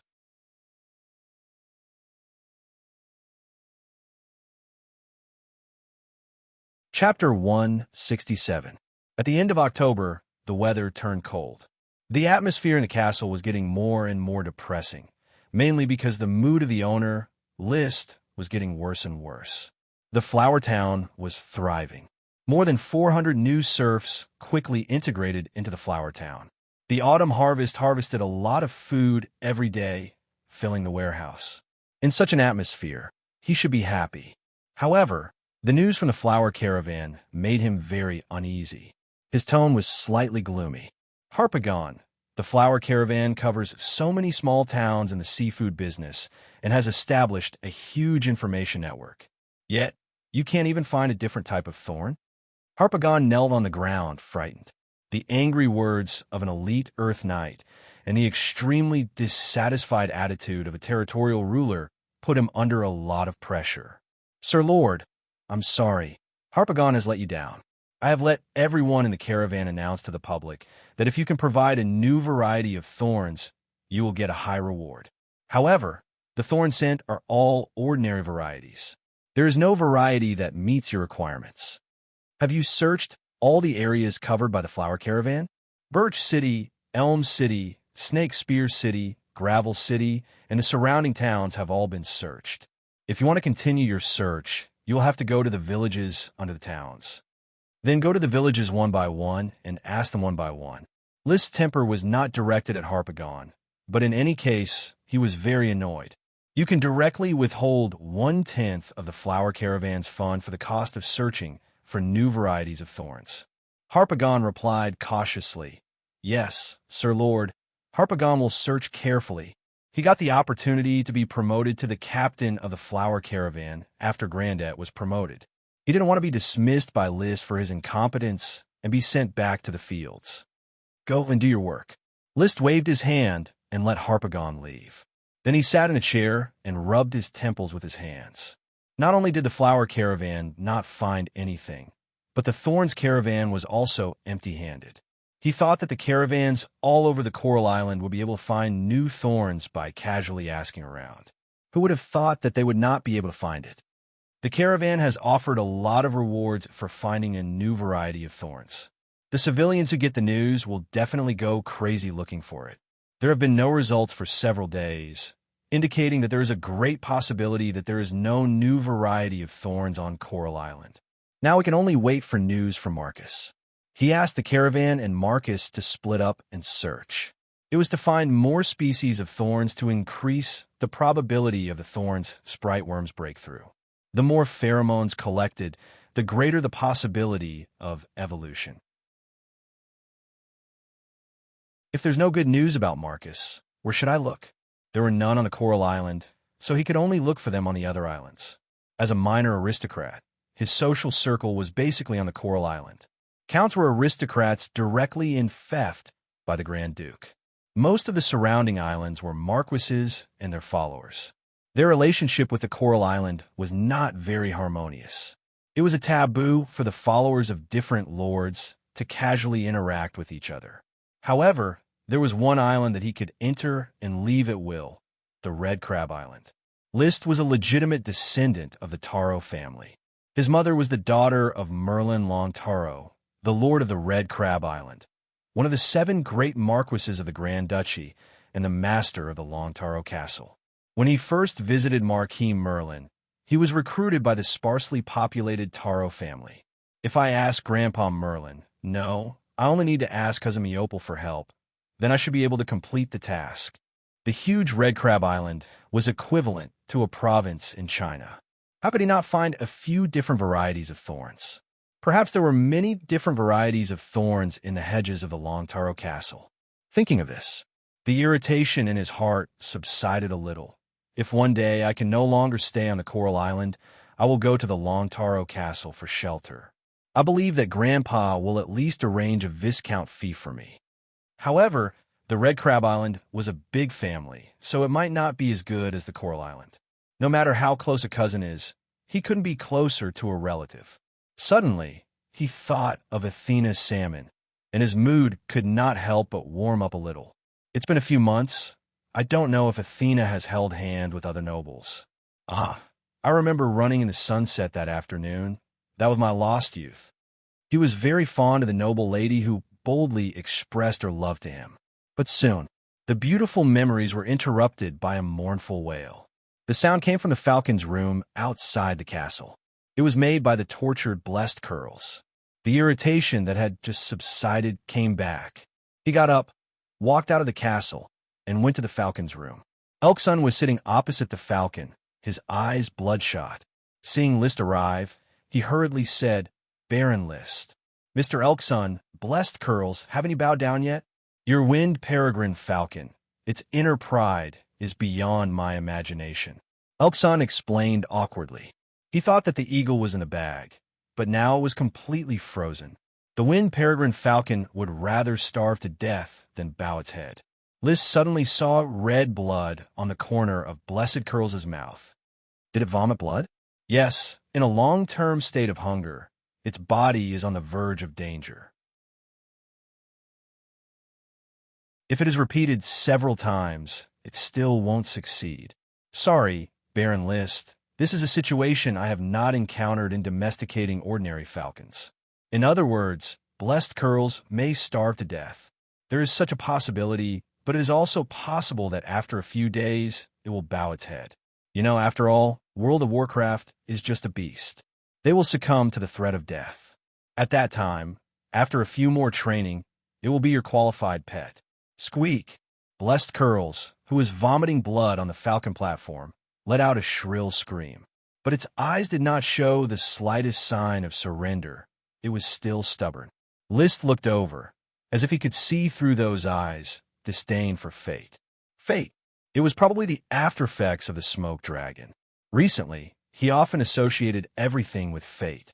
He always wanted to understand the cause and effect of fate. Fortunately, the materialistic values ingrained in him since childhood were still on the defensive. I don't think Blessed Curls will surrender to anyone. List shook his head. The wind peregrine falcon was not a caged bird. He could see from an early age that Blessed Curls yearned for the sky. "Mr. Elksun, the training ends here. I need you to spend more time on the flame mushroom magic potion." "What?" Elksun was stunned. "Baron List, if you give up now, all the previous efforts will be in vain, and as it grows up, there will be no second chance. Don't worry, I will pay you according to the work you have done." List decided to be capricious for once, leaving the beautiful picture to his imagination. He said, untying the rope on Blessed Curls on the platform.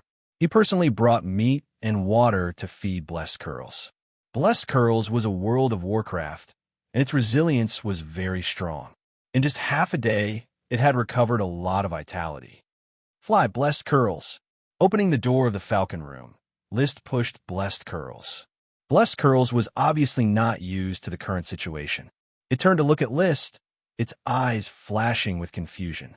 But after a moment of hesitation, it finally flapped its wings and jumped off the platform. Wings fluttered and flew. Snap! It fell down, but it quickly fumbled with the instinct to fly. For the last time, it kicked off from the ground, flapped its wings, shook off 2 feathers, and successfully flew into the sky. Squeak!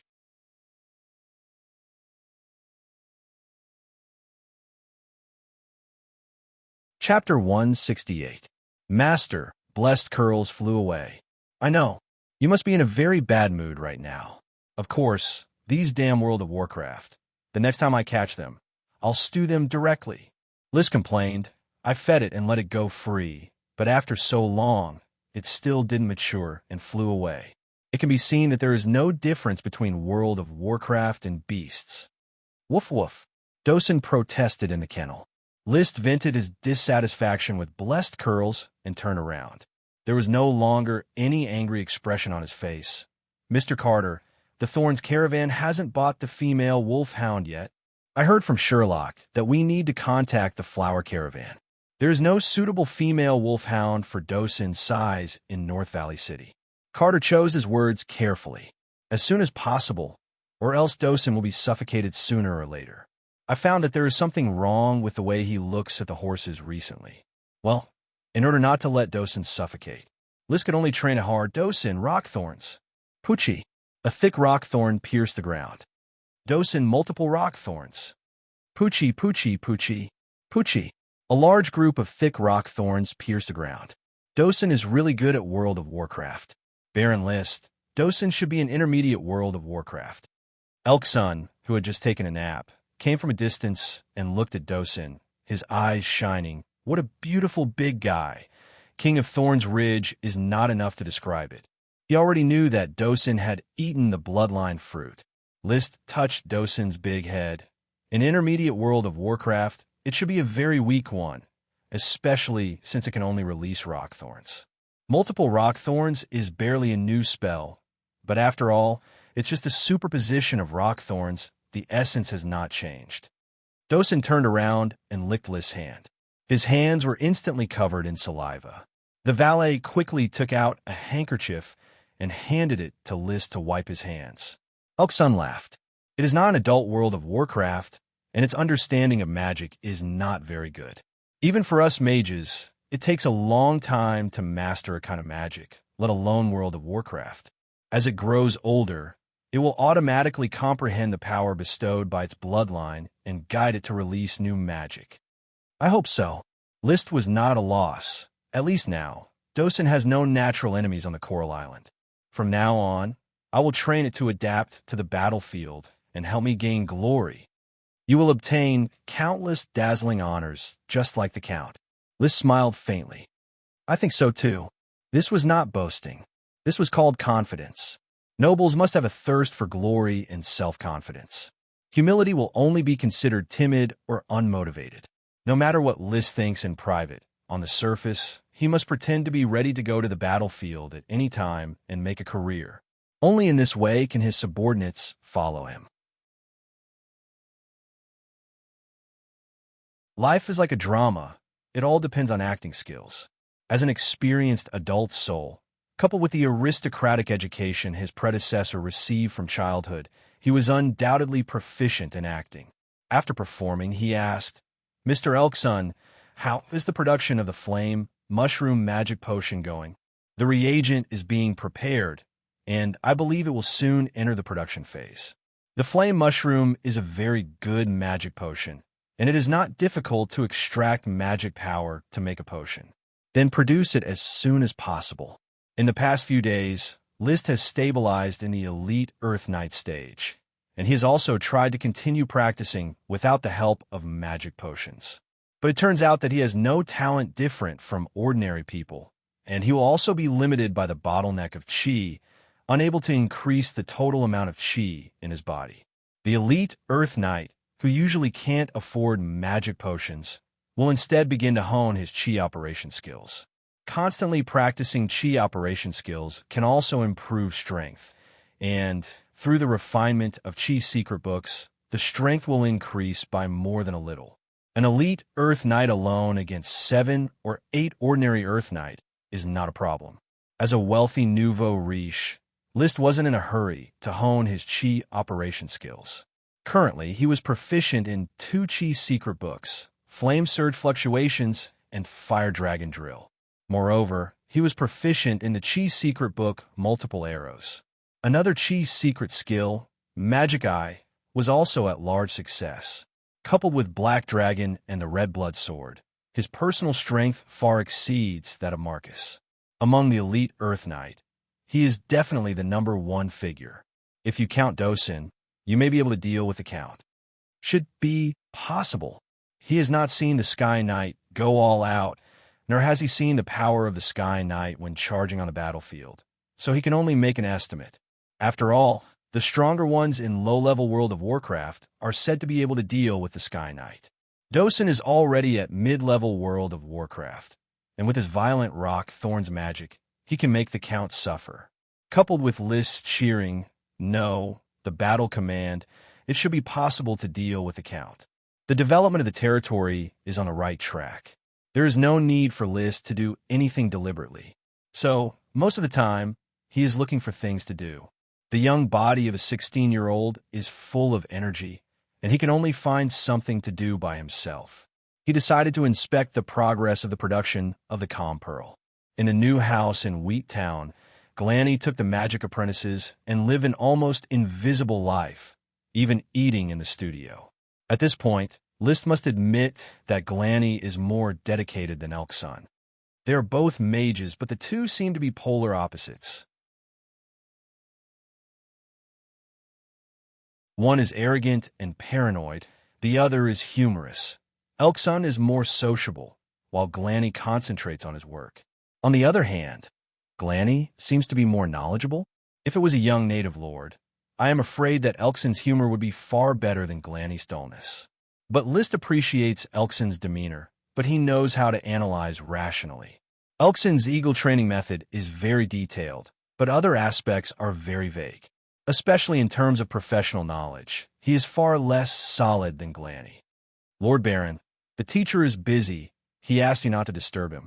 Charlie, the magic apprentice, said carefully, for fear that the teacher's temper would anger List. Putting away his thoughts, List said, "I'm just going in to visit. I won't disturb your teacher. Take me in." Well, please keep your voice down. The teacher's work needs quiet, and he hates people disturbing his thoughts. At times like this, I have been scolded by him. They entered the inner workroom of the room. The light of the crystal lamp illuminates the workbench. Glanny has his own crystal lamp, designed like a desk lamp, which is an excellent idea. There are a lot of materials and tools on the table. There are also many stoves on the side, on which large and small pots and basins are boiling, containing various colored liquids. The strange smell is mixed, and, after smelling it, it is unspeakably uncomfortable. Glanny leaned over the table, using a small carving knife to constantly carve runes on basketball-sized black pearls. His brown hair was messy like a chicken's nest, and he didn't know what was dyed on it, but it was colorful. His magic cloak was also dyed into a camouflage uniform, and his whole person had a sudden aura of an evil scientist, completely immersed.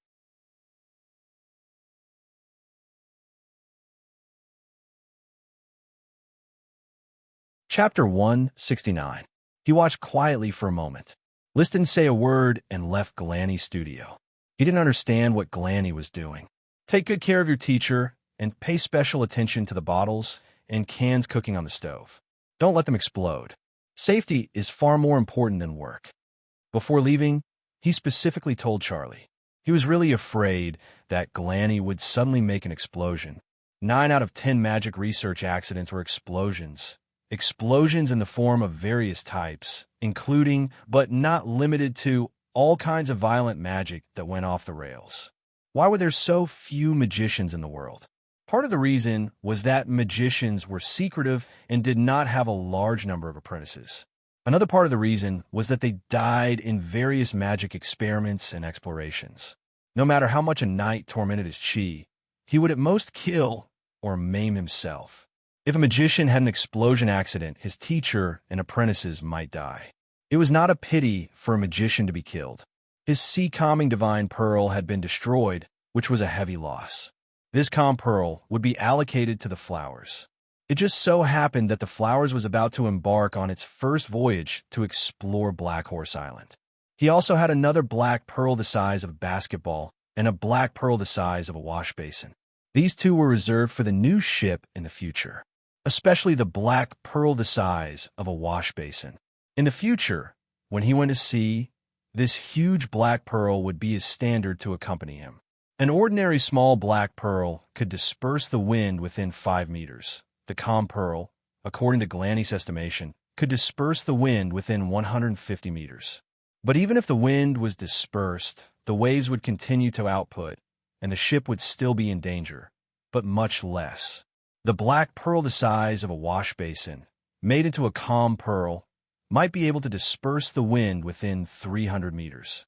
In this way, even if the waves were huge, without the help of the wind, the output would be greatly reduced, and the threat to the ship would be greatly reduced. Leaving Glanny's studio, List drove his horse to the workshop area of the town, ready to inspect the 3 newly built workshops. In the soap workshop, Burnell, the soap maker, produced the soap while leading a few apprentices. The apprenticeship system was enforced by List to prohibit serfs from keeping their craft to themselves.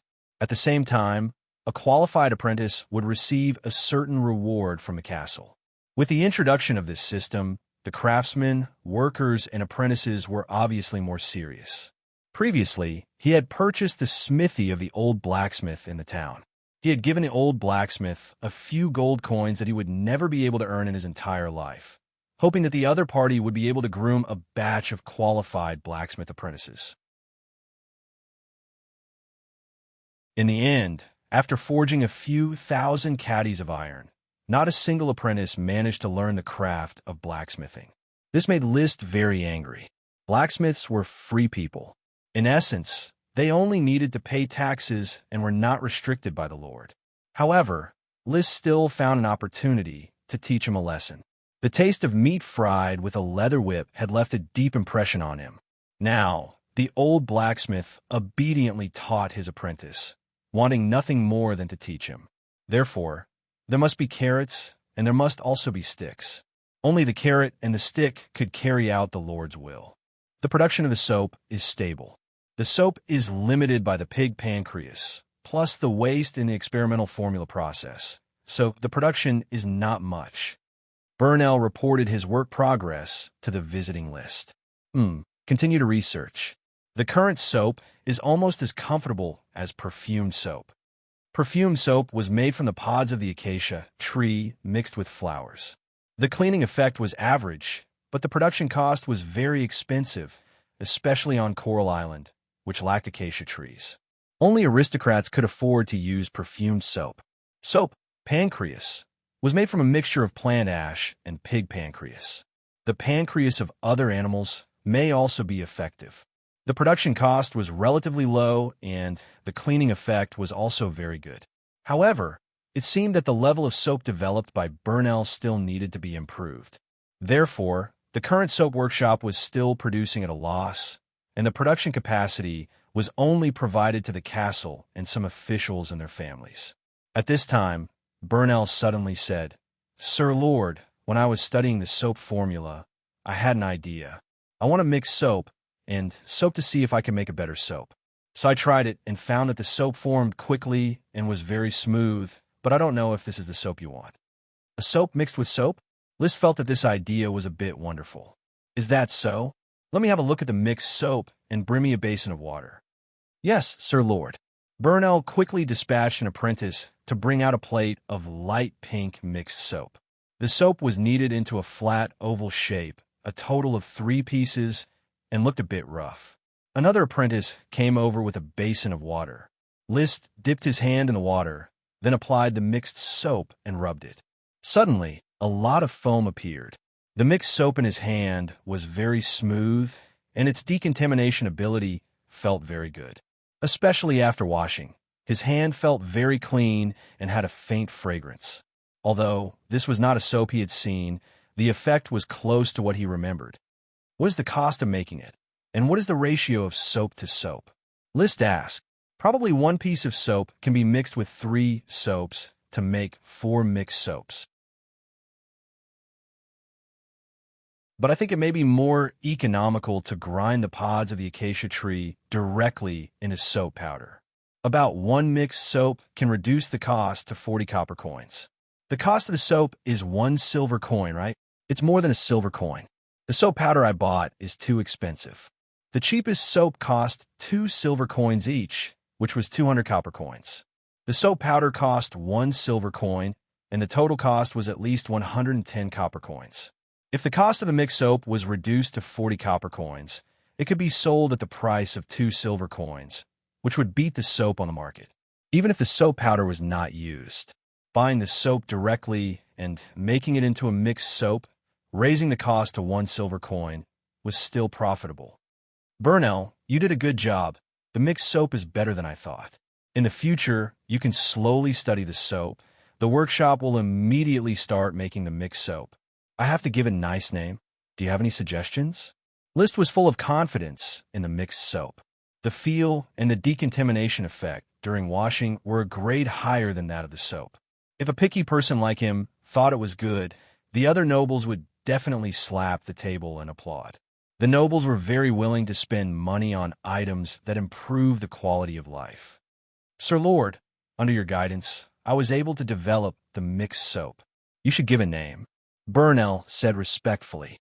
As people get older, they gradually become artistic in their speech. List was very satisfied with Burnell's reaction.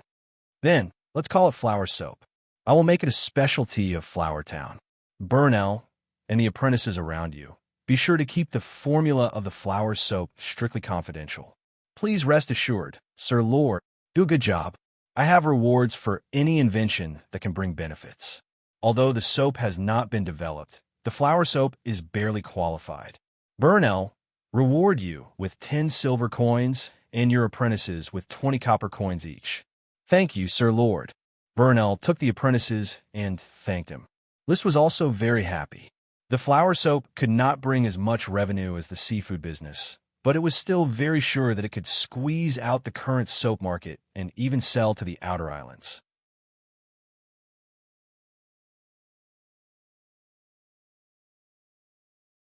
Chapter 170. The soap workshop was about to bring in good profits. The peanut processing workshop was also about to bring in good profits. Among the newly purchased serfs, several cooks were arranged to study delicious peanuts.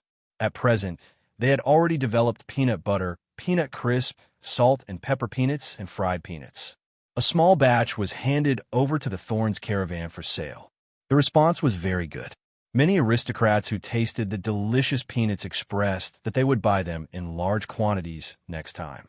The Flower Town's peanut production was insufficient, and there was also a shortage of workers.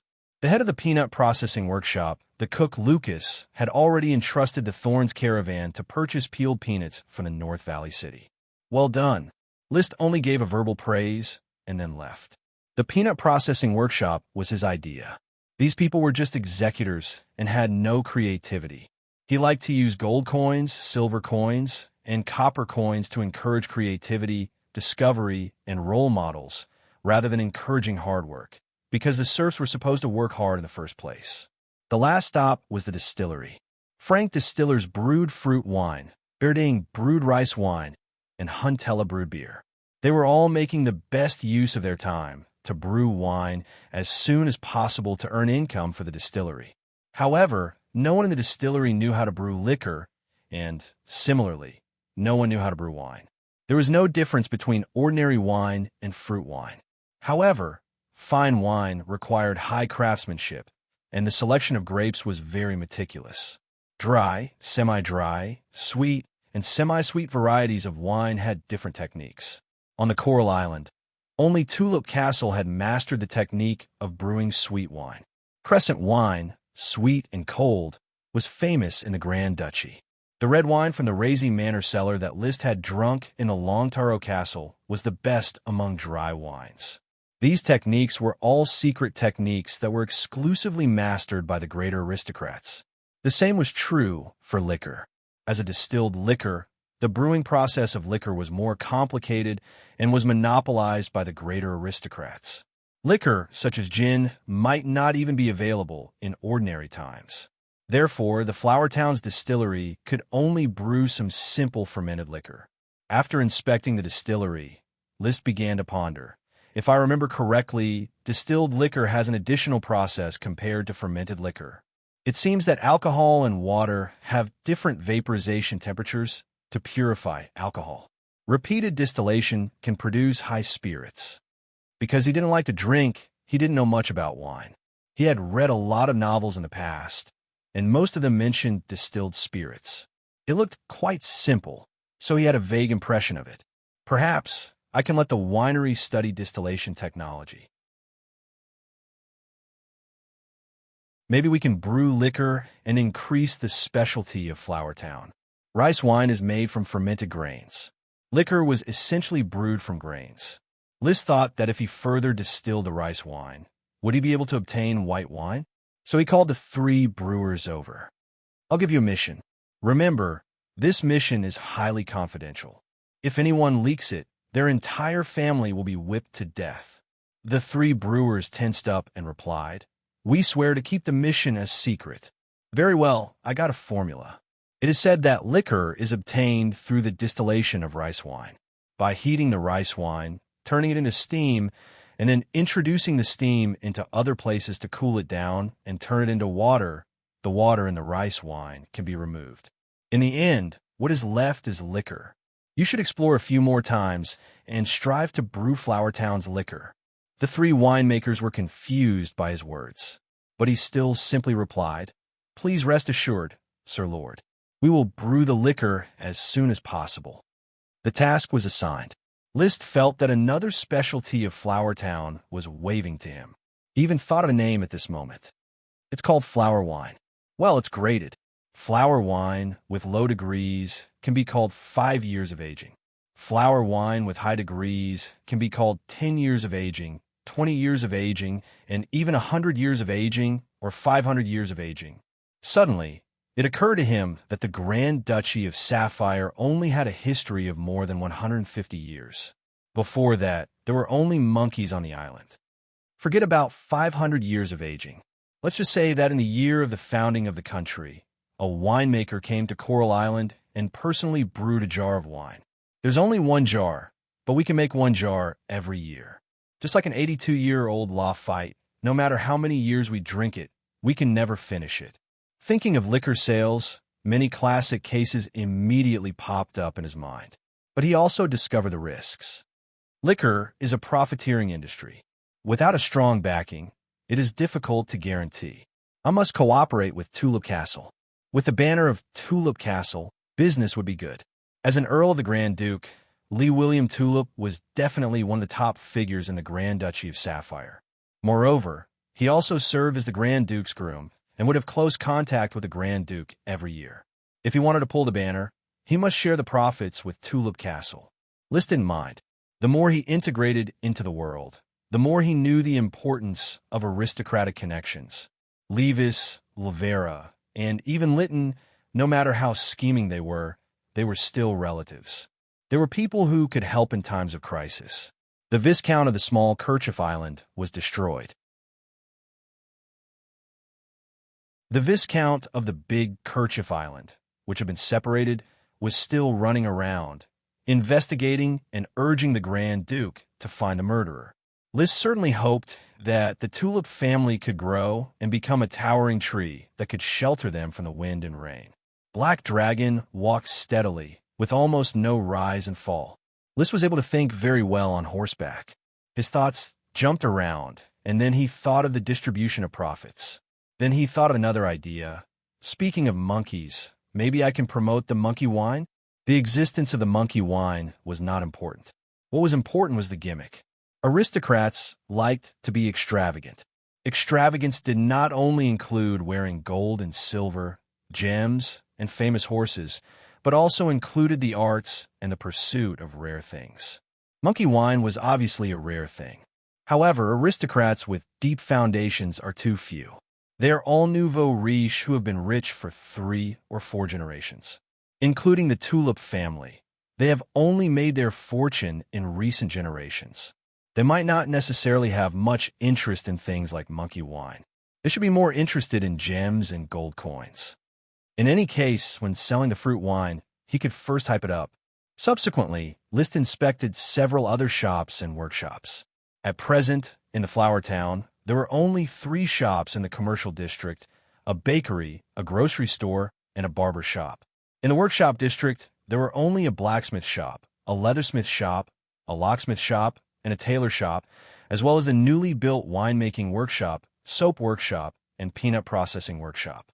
Many of the wooden houses that had been built were empty. If it were not for the many serfs paving roads, building houses, and planting grass, the flower town would look like a ghost village. 476 serfs joined and were assigned to the various settlements to farm. It did not cause much of a stir. Most of the more than 100 craftsmen who had high hopes were workers who did not have the ability to support a shop or workshop independently. For the time being, they could only follow along in farming and waste their skills. In the short term, the commercial district can only be used as a trading market to receive occasional caravans. He looked at the empty houses and sighed with emotion. First, the workshop area has to be vigorously developed into a production and processing center. Only then can the development of the commercial district be driven. Liszt pointed to the commercial district. He wanted to gesture how to build here and how to build here, but when he turned his head, he saw only the serving man Thomas and a few retainer knight following behind him. They were all vulgar people. For a moment, his ambition to achieve great things was stifled.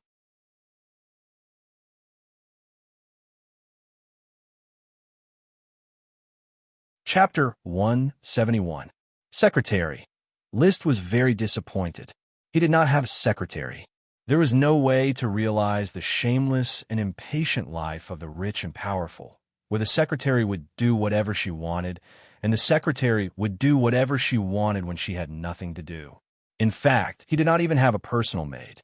The social system of monogamy was strictly enforced. Even if the aristocrats had lovers everywhere and illegitimate children, they still followed this system. This was not the official system. This was the custom of society. In order to ensure the continuation of monogamy, female aristocrats could only have a personal maid, and male aristocrats could only have a personal male servant. This was to prevent the destruction of monogamy in the name of a personal servant. He had investigated the formation of this custom and finally speculated that it probably originated from the Queen's system of the Moon Empire. This long-disappeared empire was like the ancient Roman Empire in Europe. Although the Roman Empire was destroyed by the barbarians, its cultural system deeply influenced the entire European continent. The same was true for the Moon Empire.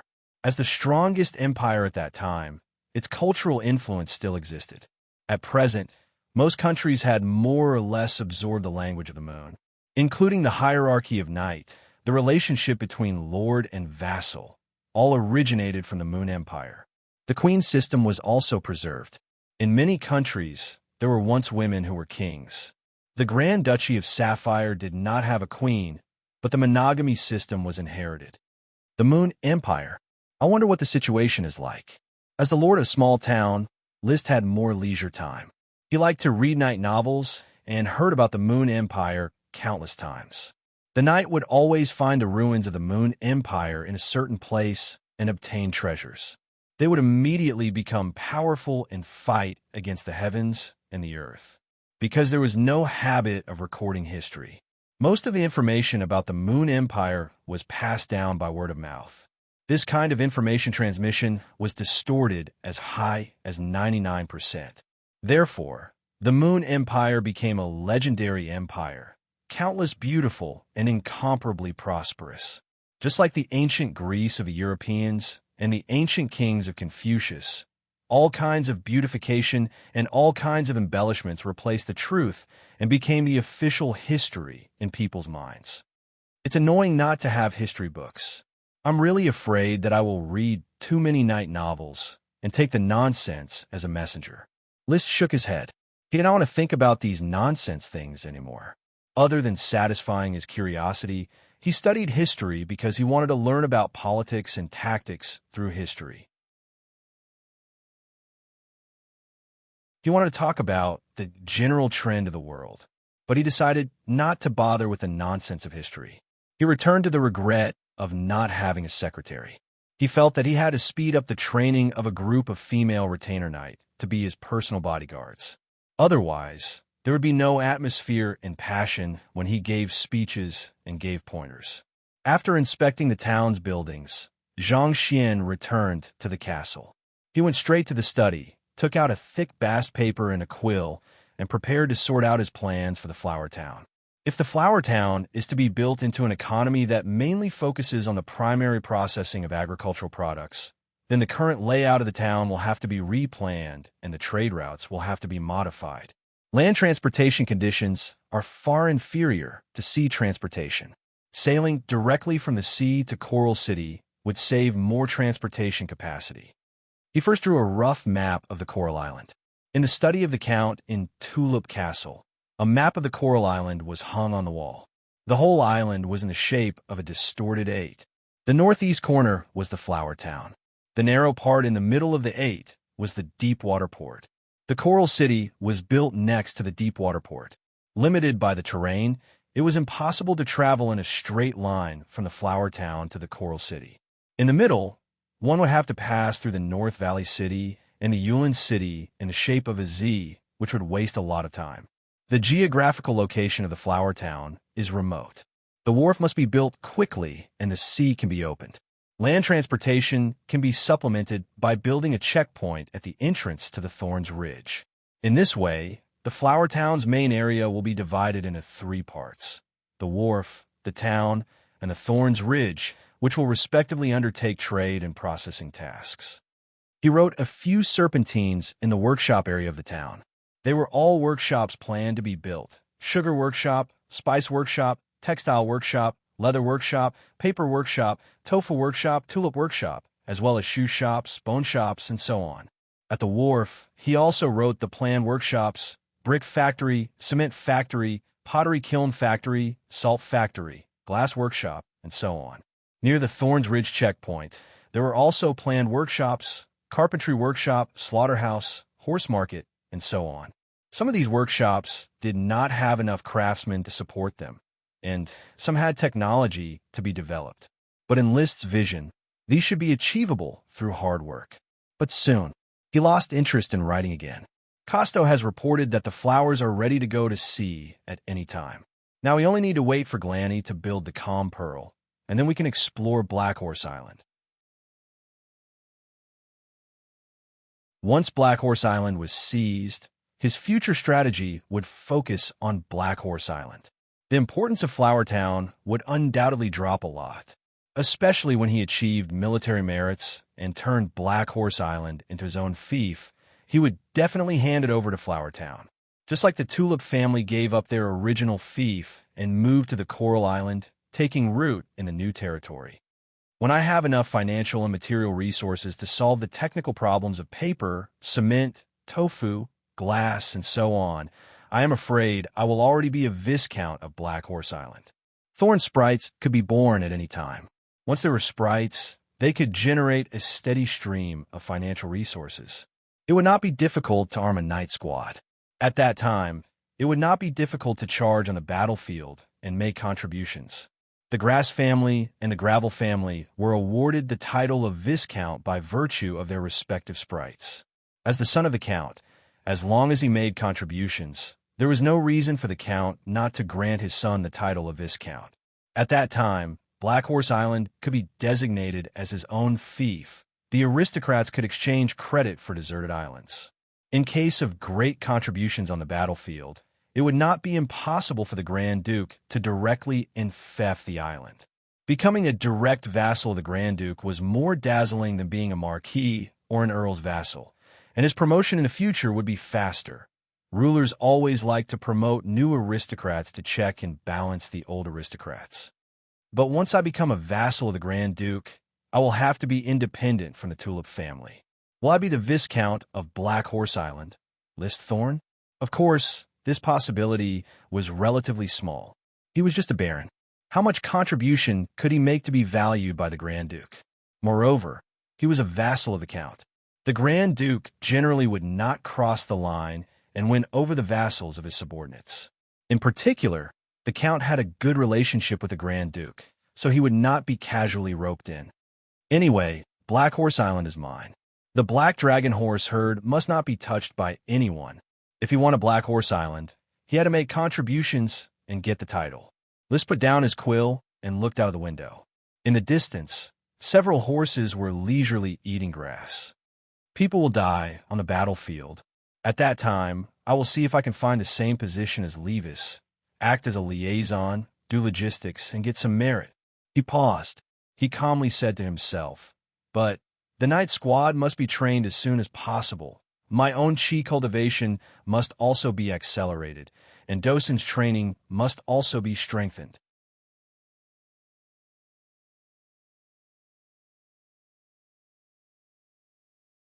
Chapter 172. When he first came to this world, Lys felt that he had to keep a low profile and settle down as a baron in the countryside.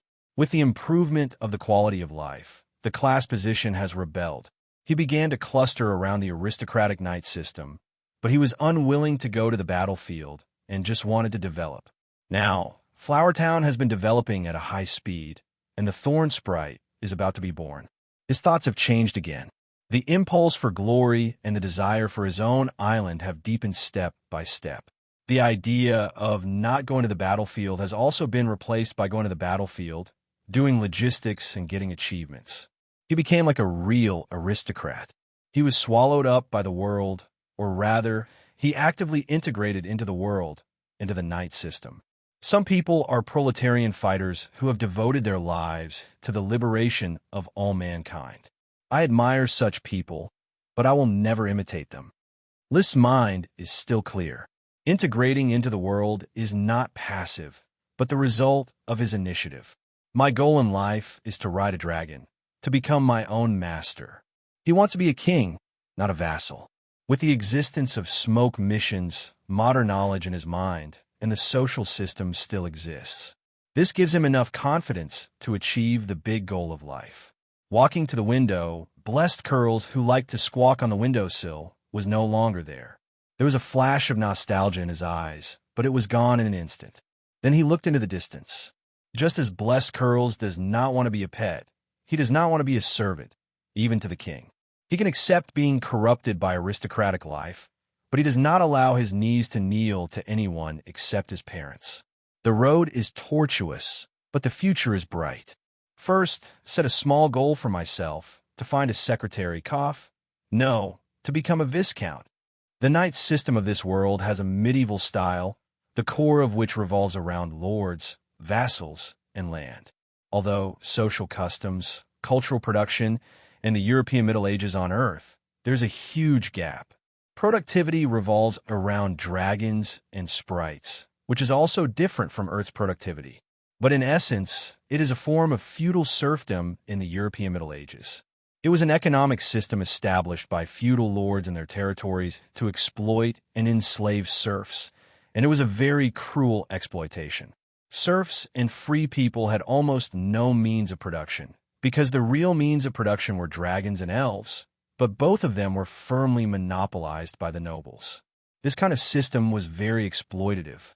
However, compared to the dark Middle Ages established by the barbarians on the corpse of the Roman Empire and the serfdom of Western Tibet with the legend of Sister Drum, the feudal serfdom of this world was much milder.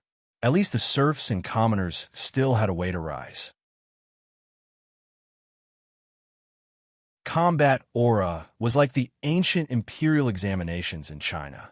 Most people couldn't afford to take the imperial examinations, but there were always a few commoners who could change their fate by taking the imperial examinations. Most people in this world didn't have enough to eat and didn't have the extra nutrients to train in combat aura. However, there would always be lords who would choose commoners with good physical qualities to train. With battle aura and several generations of accumulation, it was not difficult to cultivate an Earth Knight. After a few more generations of hard work and more opportunities, they would be able to fight for the position of nobility. The Tulip family followed this path of prosperity. Judging from their surnames, the ancestors with the surname Tile were probably either freemen or serfs. In any case, they had nothing to do with nobles. His great-great-grandfather was born with divine strength. He was selected by the aristocracy and trained as a retainer knight, serving the newly founded Sapphire family. After several meritorious deeds and several wars, he was conferred the title of Lord Knight, which allowed him to enter the aristocratic class. Since then, there were several more generations of hard work. In the generation of his great-grandfather, he became a baron. In the generation of his great-grandfather, he became a viscount. And finally, in the generation of Lee William, he became a count of the Sapphire Grand Duke. The surname was also changed to the noble Tulip. However, it is said that it depends on the accumulation of generations, but in essence, it still depends on mutation. The so-called rich rely on technology, the poor rely on mutation. The mysterious existence of battle aura needs the accumulation of nutrients. If you want to become stronger without nutrients, you can only rely on physical mutation. For example, the Tulip family's great-great-grandfather was born with divine strength, which is a kind of mutation, probably because of his greater strength, which was far-fetched by later generations. Now I no longer need to rely on mutation. I can rely directly on technology. Technology is nutrition, and technology is magic. Arriving at the Flame Mushroom Processing Workshop, Liz saw the magician smoking. "Mr. Elkson, has my Flame Mushroom Magic Potion been made?" "Sorry, not yet, but I will be able to finish them soon. It won't take long," Elkson replied. Smoking leisurely instead of working made List a little dissatisfied, but he did not show it. "Is there a finished magic potion? Give it to me first." "Yes." He quickly brought out a large box, and inside the box was a magic potion wrapped in strips of cloth. List opened the cloth strip of a magic potion, revealing a thumb-long, pinky-thin crystal tube, which contained a light red viscous liquid. Such a small one can be sold for at least 1 gold coin. "Baron List, you can taste its effect." Although I am not the magician designated by Tulip Castle to make magic potions, I am still confident in my skills. Elkson flicked his cigarette ash and said proudly. List nodded. Opening the cork of the crystal tube, he used the magic eye to observe for a moment, then looked up and drank the magic potion inside. The potion, like jelly, poured directly into his mouth, without a drop left. It melted in his mouth. Immediately after, he felt a flame-like magic rising from his stomach, rushing to his limbs and bones. The whole process lasted for 3 minutes before it gradually calmed down. List's eyes lit up, and he felt that his total amount of qi, which had not been improved for a long time, had soared a lot. He couldn't help but exclaim, "Very enjoyable. I am glad you are satisfied. Mr. Elkson, then I will not disturb your work. If you need anything, just say it, and I will try my best to meet it." List finished, took a box of magic potions, and returned to the castle.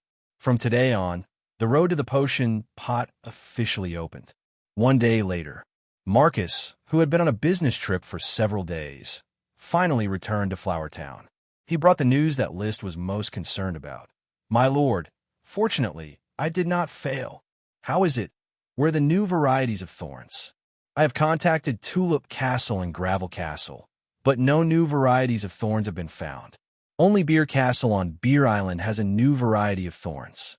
Viscount Trick said that he welcomes you to Beer Castle at any time, and Sir Aubrey asked me to bring you a letter." Aubrey is Trick's son and the heir to Beer Castle. He has a good relationship with List because of the seafood business. Hearing that there was a new variety of thorns on Beer Island, List breathed a long sigh of relief. "So, I need to take the thorns worm to Beer Island." Marcus replied, "Of course you can go, but you can also not go. I have brought back the new variety of thorns, which can be planted directly in Flower Town." List was very pleased with such a thoughtful move. This is a qualified subordinate who knows how to share the worries of his leader. Is that so? Hurry up and plant it. The thorns worm is almost halfway through the pupa period, and it urgently needs to be assimilated. After a while,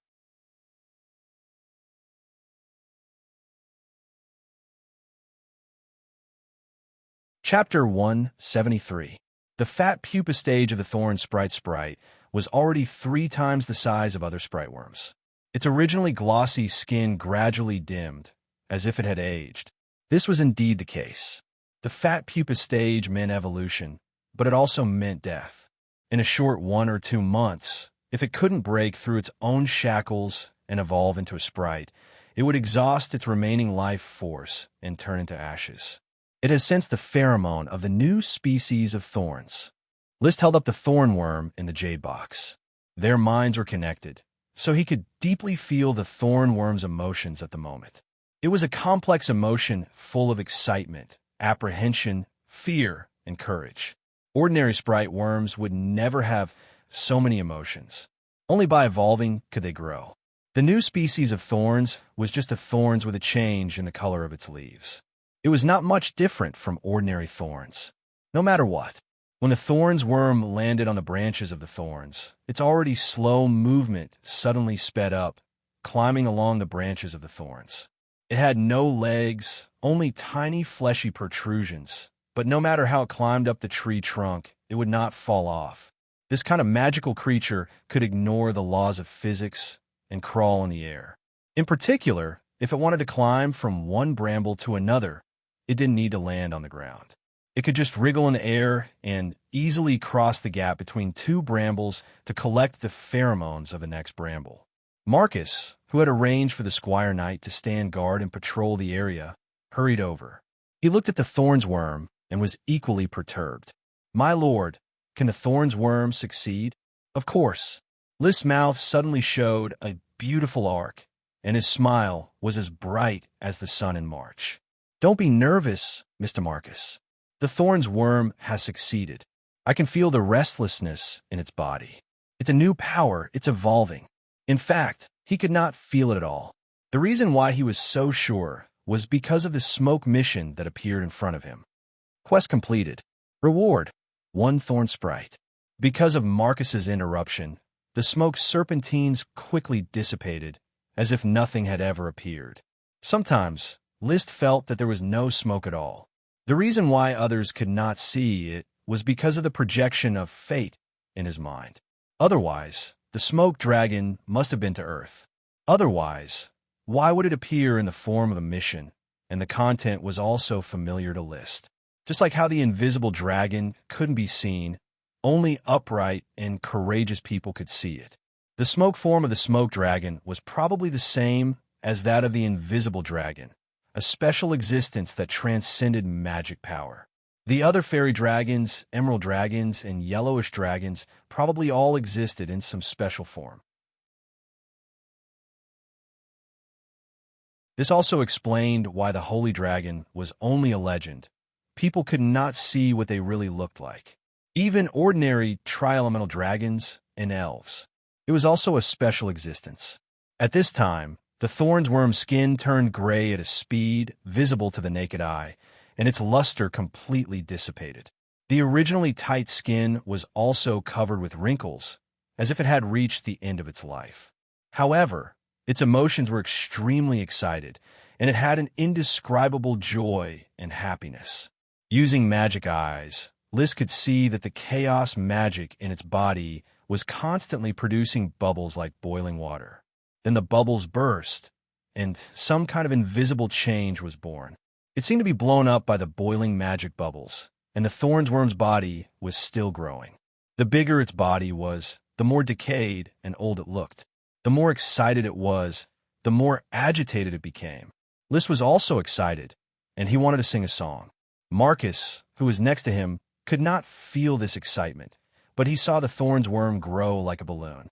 His eyes were bright, his fists were clenched tightly, and he was sweating for the evolution of the thorns worm. Time seemed to go on forever, but the wind only blew a few times on List's forehead and his pale blonde hair, and the thorns worm had swelled into a big gray worm as thick as a calf. The setting sun dyed the burning clouds on the horizon red. In the distance, Dosen's bark was heard, followed by Stupid Woman in the dog prison, who responded with a bark. The castle was bathed in the afterglow of the setting sun, as if plated with a layer of golden brilliance. It was impossible to distinguish the windows from the rock walls, only the outline of a steeple roof. The silence of the dusk was particularly clear at this moment. List continued to use magic eyes and stared at the thorns worm. He had witnessed the birth of the sprite in Tulip Castle, but that memory was a long time ago, and he was still a teenager, so it was not deep. Now, the clear process of a sprite worm evolving into a sprite appeared in his vision. Suddenly, List gently spat out 2 words, "It's coming." At that moment, only the sound of tearing paper could be heard. The gray skin of the thorns sprite worm split open, and then a small pink and white hand stretched out from under the skin of the thorn sprite worm. Then a palm-sized white elf directly burst out of the skin of the thorn sprite worm and jumped out. In the blink of an eye, the white sprite spread its translucent wings and flew into the air. "Wow! Wow!" The clear cry of a 3-year-old child rippled in the air, circling around List. The speed of its flight was not fast, but its posture was graceful and agile, and it somersaulted countless times. Wow! Wow! That kind of cheerful mood, even without telepathy, can be felt just by listening to its cry. List's eyes were firmly locked on the figure of the thorn sprite, and a warm smile filled the corners of his mouth. He finally had a contract with himself, a sprite that was connected by blood and mind. He did not disturb the thorn sprite's catharsis. He felt the joy of the little fellow's successful evolution. List moved his eyes to the ground, squatted down, and gently touched the skin with his hand. The shed skin quickly turned into dust and dissipated with the breeze, leaving no trace. He didn't see clearly how the sprite worm evolved into a sprite under this skin. It was just magic boiling, and then it transformed into a sprite. It was so crude and simple, unreasonable. When he came back to his senses, the thorn sprite had vented its emotions and landed on his shoulder, pulling his hair with one hand to stabilize its body. A pair of big eyes, with curiosity about the world, looked at List, who turned his head. Its eyes were big, different from human eyes, black and bright, as if it was wearing contact lenses. "Wow, come here." List stretched out his hand, and the thorn sprite immediately climbed onto his hand, holding a finger. Looking carefully, one could see that on its head there was a very small thorn growing on its round head. It was an ordinary thorn, which meant that it was a little sprite born from ordinary thorns. The little hands are fat, and the little feet are fat, very delicate, as if water could be squeezed out. His crotch was bare, and there was no distinction between genders. "Teacher Marcus, how about my thorn sprite?" List smiled proudly. Marcus sincerely praised, "Beautiful, that you're tuning in to the Eternal Immortal Ballad YouTube channel. Don't forget to subscribe and join us on this journey to catch the most captivating stories."